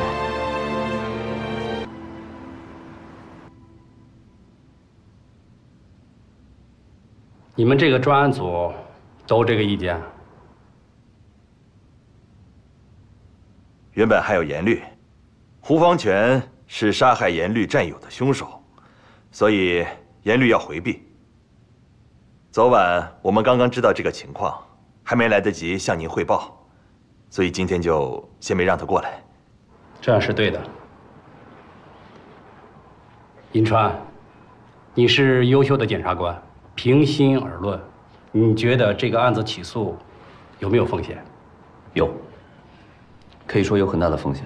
既然如此，你还要起诉？但是我愿意承担风险。你拿什么承担风险？检察院是一个整体，你的行为就能代表它。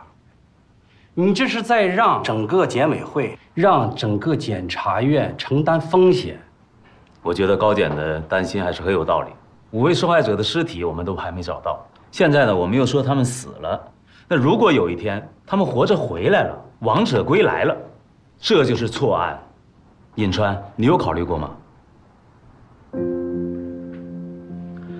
我们认为不会出现这种情况，况且心理测试不要说什么心理测试，不能当证据使用啊。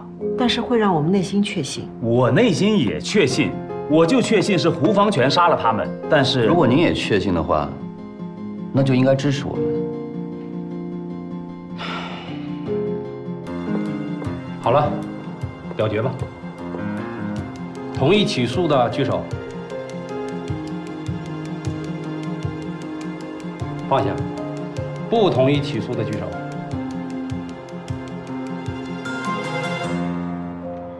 好，结果2比2。看来我的这一票很关键。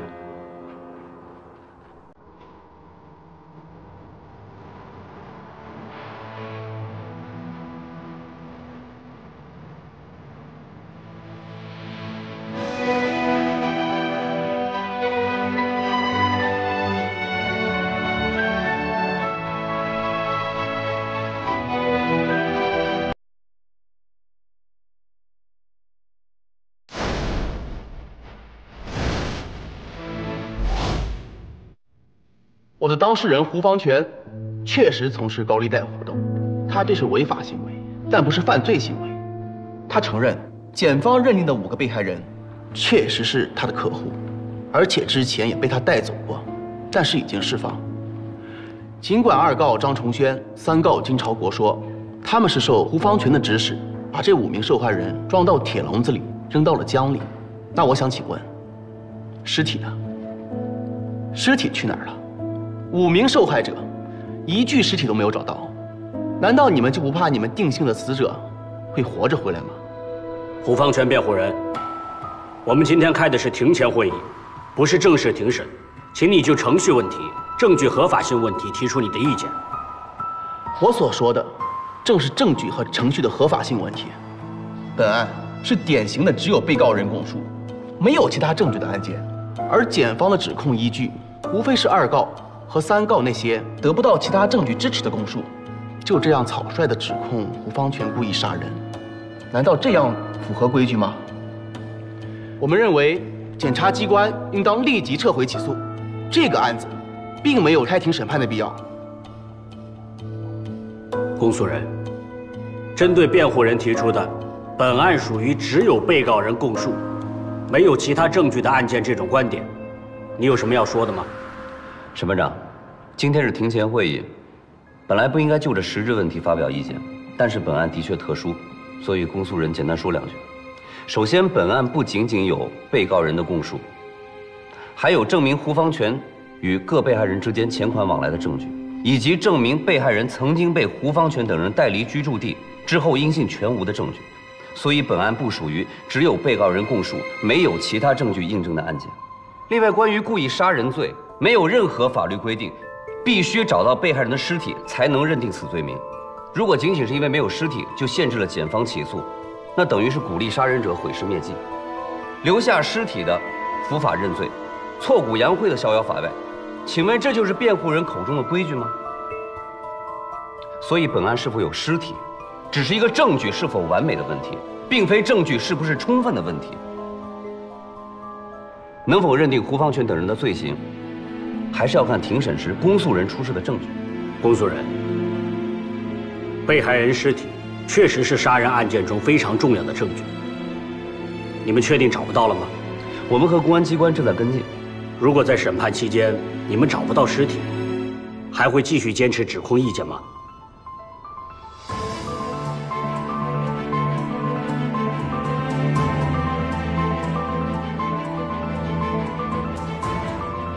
如果找不到尸体，我们坚持公诉意见。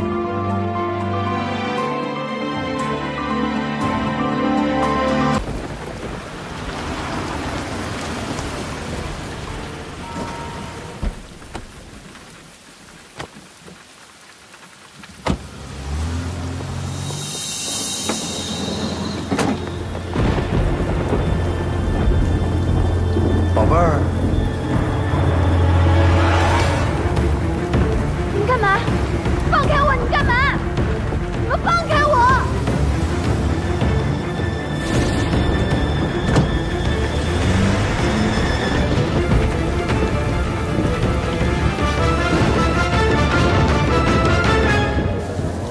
姚烨，你放开我！放开我！你还给我！还我手机！我正不知道跟谁要钱呢，自己送上门来了啊！喂，谁呀？朱瑾电话为什么在你手上？你搞错了，不是祝瑾的电话在我手上，是祝瑾在我手上。不要听他的言论！你想干什么？知不知道绑架是犯法的？你紧张个屁呀！你俩什么关系啊？少废话，马上放了书记，不然我对你不客气。口气不小啊！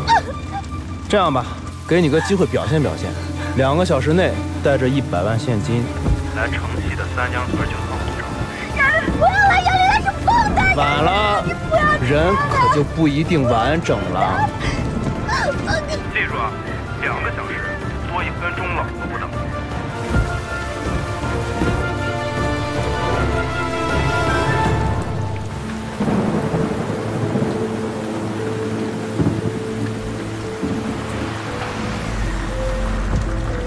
放开我！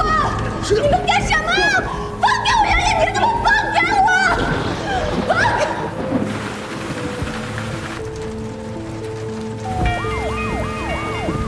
严律，我到了，你们什么时候到？我们正在赶过去的路上。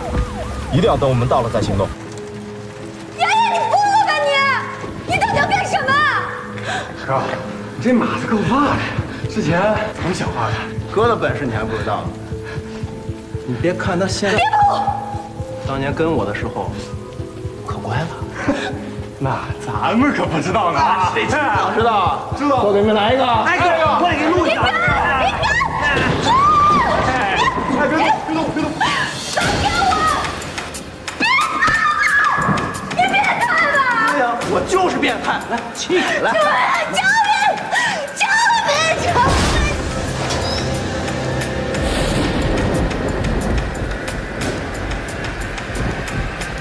严律，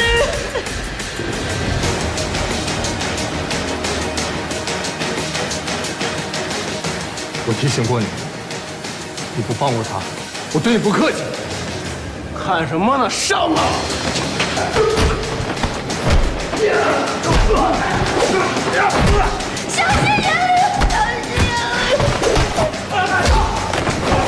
律！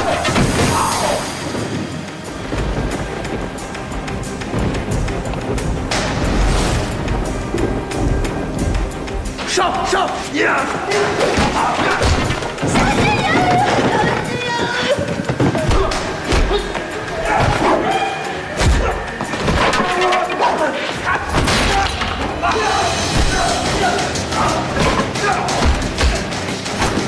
不要！你们带动我弄死他！打吗？打了试啊！不要管我！上！打了！打！不要管我！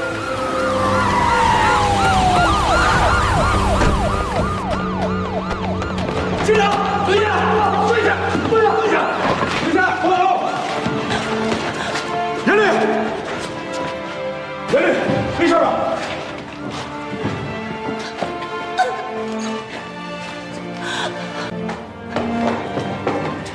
严律，怎么那么傻呀？疼不疼？疼不疼？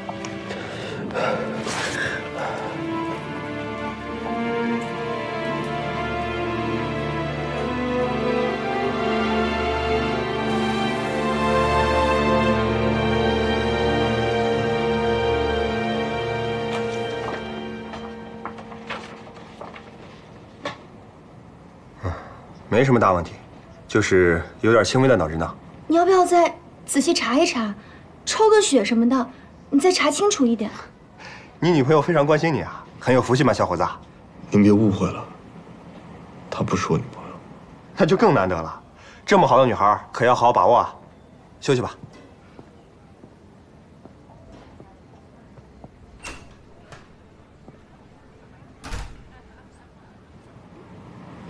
你别在意啊。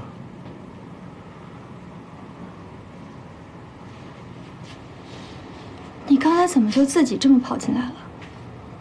万一那些警察来晚了怎么办？我没想那么多，只想着不能让他们伤害你。我受的伤害都是我自找的。别这么说，都是我不好。如果不是我，你也不会。我不是在自暴自弃，我只是在面对现实。那些的确就是我的过去，躲也躲不掉的。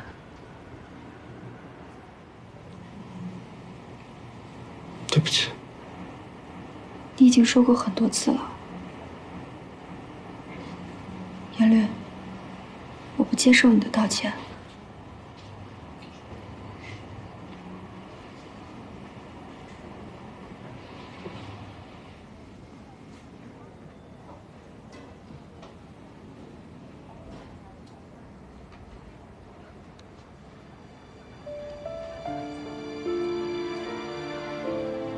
当年的事情，也不是你一个人的错。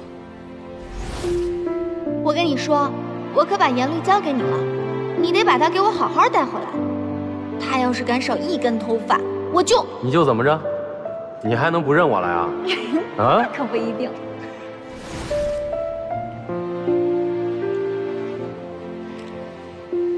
我以为我不能面对你，我不想原谅你。但其实我恨的是我自己，是我太自私了，是我一直在逃避所有的问题，我很恨我自己，我也没有办法原谅我自己，所以我就选择自甘堕落。我每天都在跟姚烨那群人混在一起，喝酒、蹦迪、麻痹自己，反正所有一切寻求刺激的事情，我全部都在干。对不起，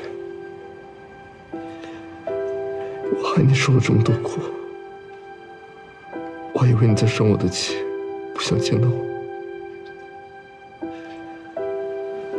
我是不想见到你，因为我一见到你，我就会想到我哥。我一直都让我自己选择去恨你，我去怨你，因为我以为我那样子就会让我自己好过一点。除非是因为我死的，你恨我是应该的。可是，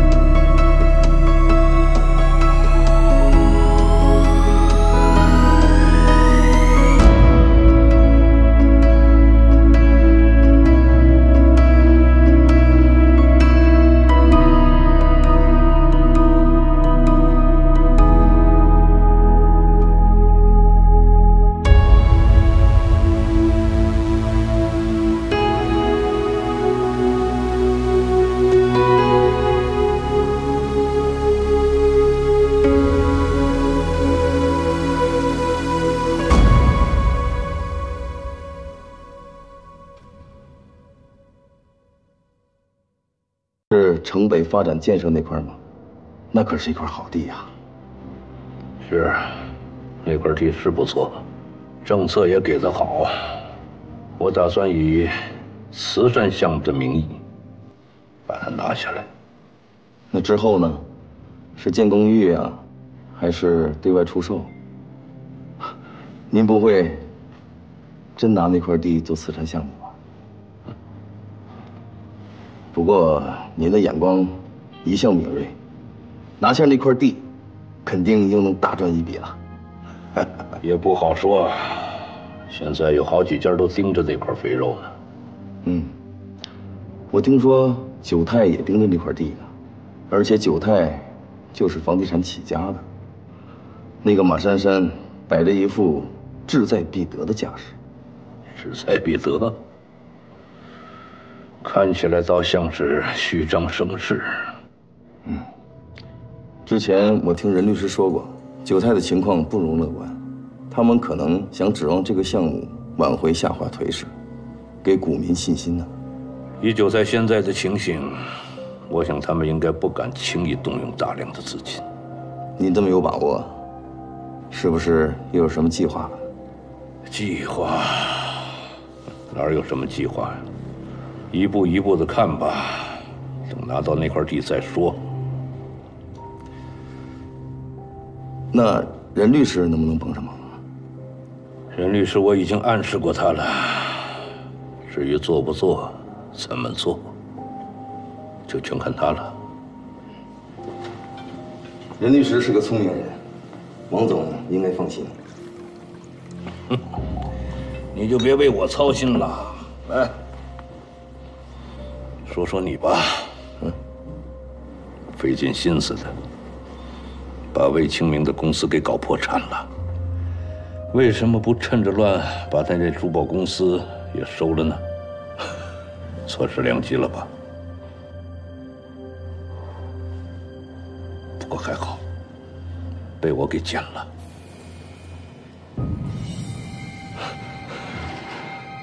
魏清明，你以为你不说我就不知道吗？胡方全放贷，魏清明欠了他的钱，然后就世间蒸发了。而恰恰你认识胡方全，还很熟。你说这世上真的就有这么巧的事儿吗？王总，那公司都倒了，你还收他干什么呀？公司在他手里边倒的，是他不会经营。现在市值都跌成这样，正好方便我抄底呀。原料和生产没有问题，如果资金链也不存在问题，很快就会扭亏为盈啊。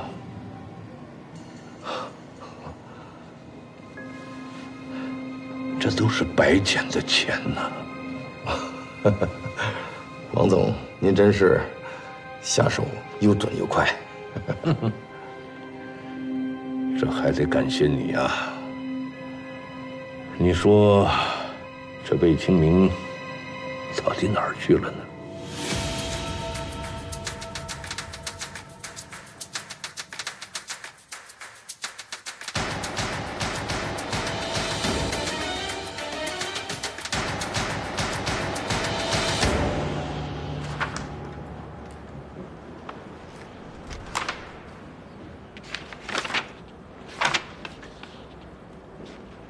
不排除机械性窒息死亡，不排除。搞什么？我们要的是他的死因啊！科学，并不在乎你们想要什么。姓陈的，你给我好好说话啊，要不然我把你上学的时候那些……哎！老同学，你怎么今天跟吃了枪药似的呀？是你们着急，我也很着急，好吗？发现尸体的地方土壤酸性大。那几个尸体已经高度腐败了，你不知道啊？我今天就把话给你撂这儿，就算你把老师请过来，也一样鉴定不出死亡原因来，我保证。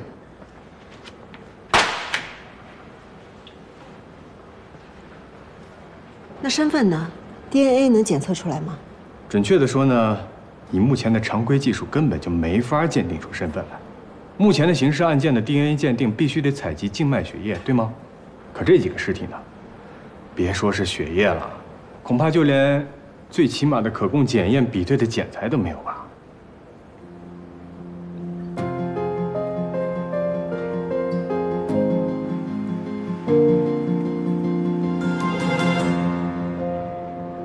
总不能撤回起诉吧？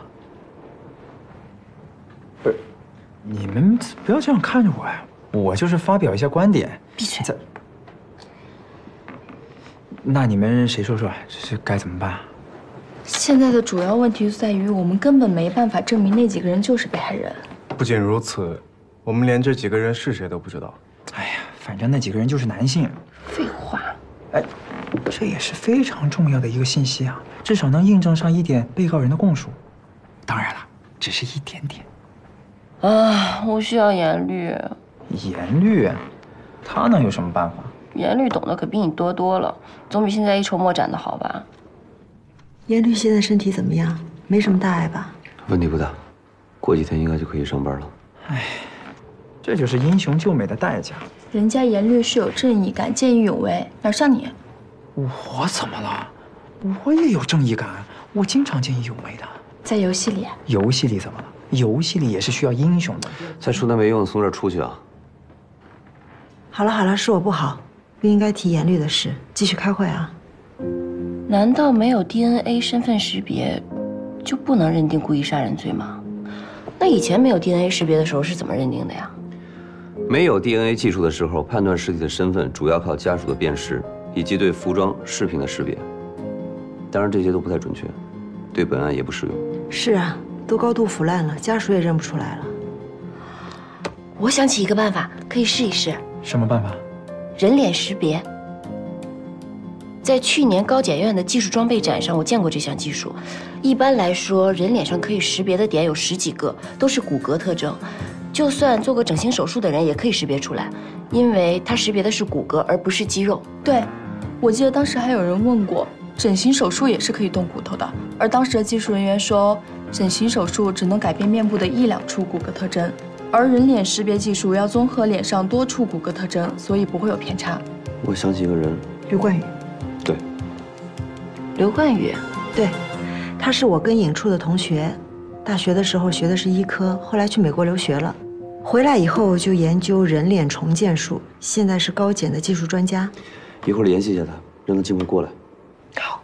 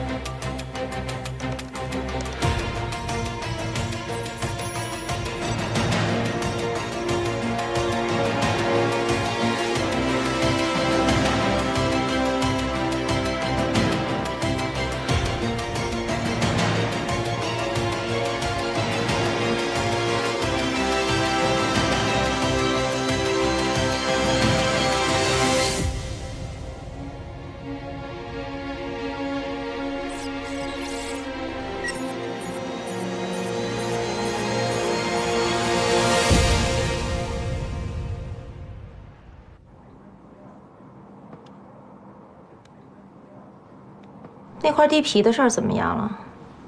我盯着呢，再等等。要等多久啊？下个月就竞标了。我可是听说九泰集团已经放出风声了，对那块地皮势在必得。王总要是得不到那块地啊，我可没法交代了。放心吧，我不会让你难做的。马珊珊在这个时候放出这样的消息，她是在虚张声势。一方面呢，她是想稳住股民；还有一方面，她想吸引更多的投资人过来投他们。好，那我就继续等你的消息啦。还有一件事儿，那个胡方全，他的事儿我问了，板上钉钉。如果你担心吴总，可以自己上，没必要非得找我。你知道？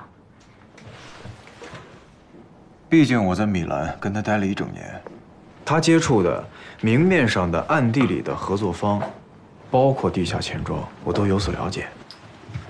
出事的时候我就问过他了，很显然，他没说实话。他也没跟我说实话，他说跟他没关系，但是我不信。你说这个事情怎么能就这么巧呢？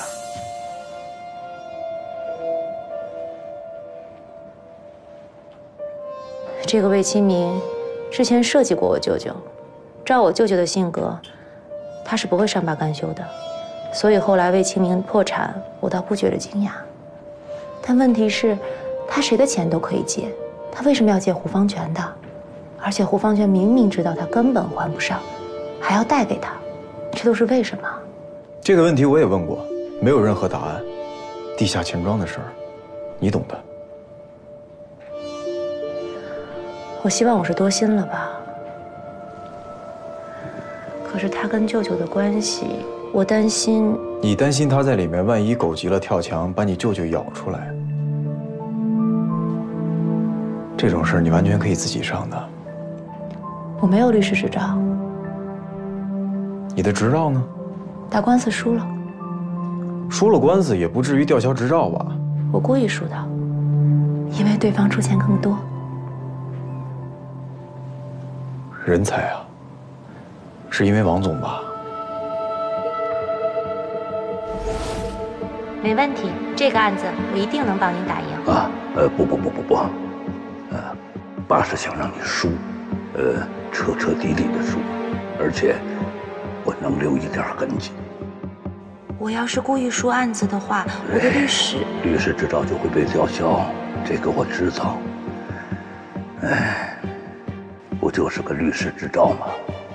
等办完了这件事情，爸给你开一个属于你自己的律师事务所。你是我的女儿，爸只有指望你了。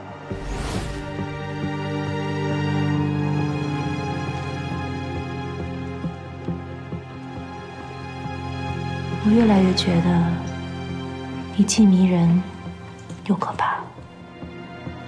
说吧，让我帮你做什么呀？我要胡方全跟我舅舅毫无关系，这个我会去找人做，但是你心里要有数。如果他在里面把我舅舅咬出来，你要保他，为他辩护。没想到别人眼里的霸道总裁林总，还有顾家的一面。你别以为你很了解我，他们是我唯一的亲人了，我也没有什么办法。不管怎么说，这件事我是要谢谢你的，任大律师。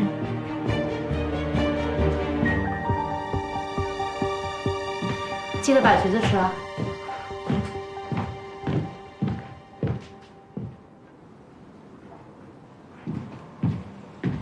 他说什么了？他说他要救他舅舅。倒还是一个很好的外甥女。怎么了？雷万，他销声匿迹了这么多年，我仔细对比过他当初离开的时间，正好是车祸的第2天。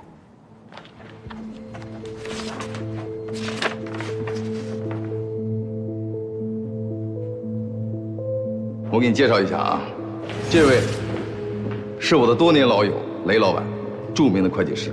10几年前呀，我们就在一起做生意了。你好，雷老板。当年的并购案，那可是轰动整个新州啊！咱们雷老板不但能力强，而且命还好，一战成名。那个负责审计的杨东华，他就没那么幸运了。我听说中途就出车祸死了，而且还是一家3口。哎，好了，别光顾着说话啊！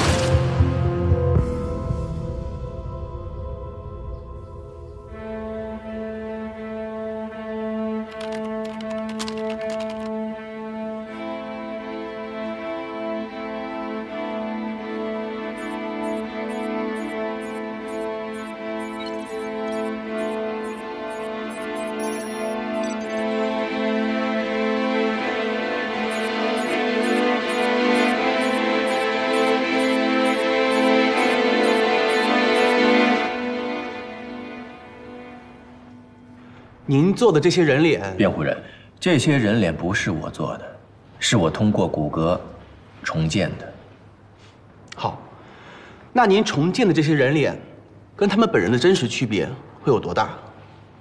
有多大的区别，我暂时还不知道，因为我也没有见过死者生前的模样。那这样说吧，一个人成年之后，骨骼的发育不会有太大的改变，但是样貌可能有非常大的变化。比如说我，今年是这个样子，明年可能胖了，样貌就不会一样。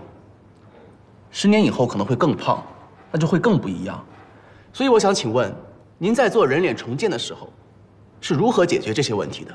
要解决这个问题，首先我会去了解死者生前的身高、体重、年龄，并且结合他的骨骼尺寸，以估算出他的脸部大小，包括脂肪、肌肉和肌肉厚度。像你前面说的那个问题，其实不解决也无妨。一个人不可能因为胖瘦变化太大而难以识别。就拿您举个例子来说吧，无论您胖成什么样子，您的母亲还是一眼就可以认出你来。审判长，公诉人想结合人脸重建的结果问被告人几个问题。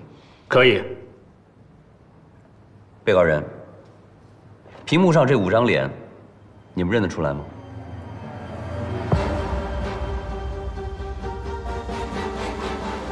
认识。张崇轩，公诉人再问你一次，这5个人是怎么死的，你知道吗？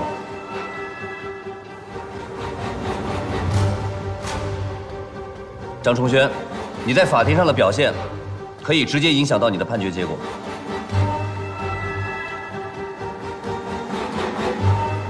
张崇轩，回答公诉人的问题。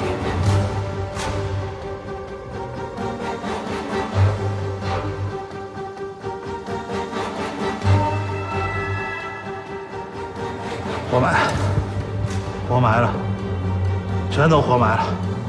埋在哪里？鸡冠山，就你们发现尸体的地方。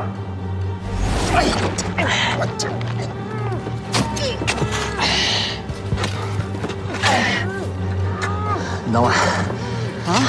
咱们这么挖，得把前面那4个挖出来。你不是，这不是这棵树吗？我的角度看得非常清楚。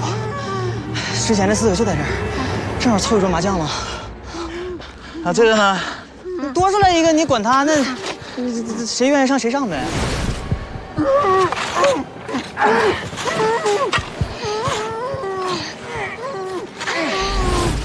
是谁让你们这么做的？胡方全。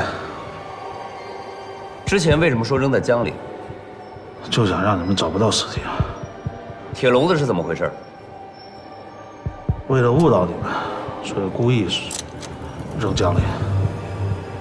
在胡方全那里，我们发现了10个笼子，从江里面我们打捞上1个笼子，那么其他4个呢？根本没那4个，就买了11个。单据上为什么是15个？无意的。这些都是谁的主意？那个审判长、检察官，也给我一个机会呗，我想说。你说。就是这些，所有这些，全都是胡方全设计的。他就在这儿，我不怕。他从一开始就告诉我们说，一旦要是被抓了，我们应该怎么说才能没事儿。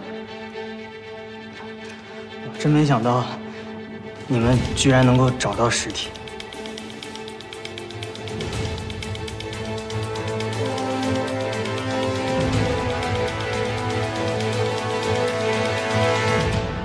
本院认为，被告人胡方全、张崇轩、金朝国从事高利放贷活动，先后杀害5名无法偿还高额利息的被害人，其行为均触犯我国刑法第232条、第25条，构成故意杀人罪。新州市人民检察院的指控事实清楚，证据确实。充分，本院判决如下：全体起立。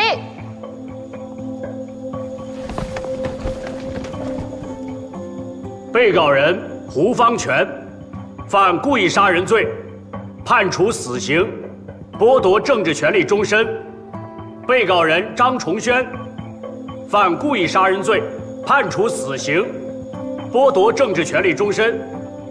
被告人金朝国犯故意杀人罪，判处死刑，剥夺政治权利终身。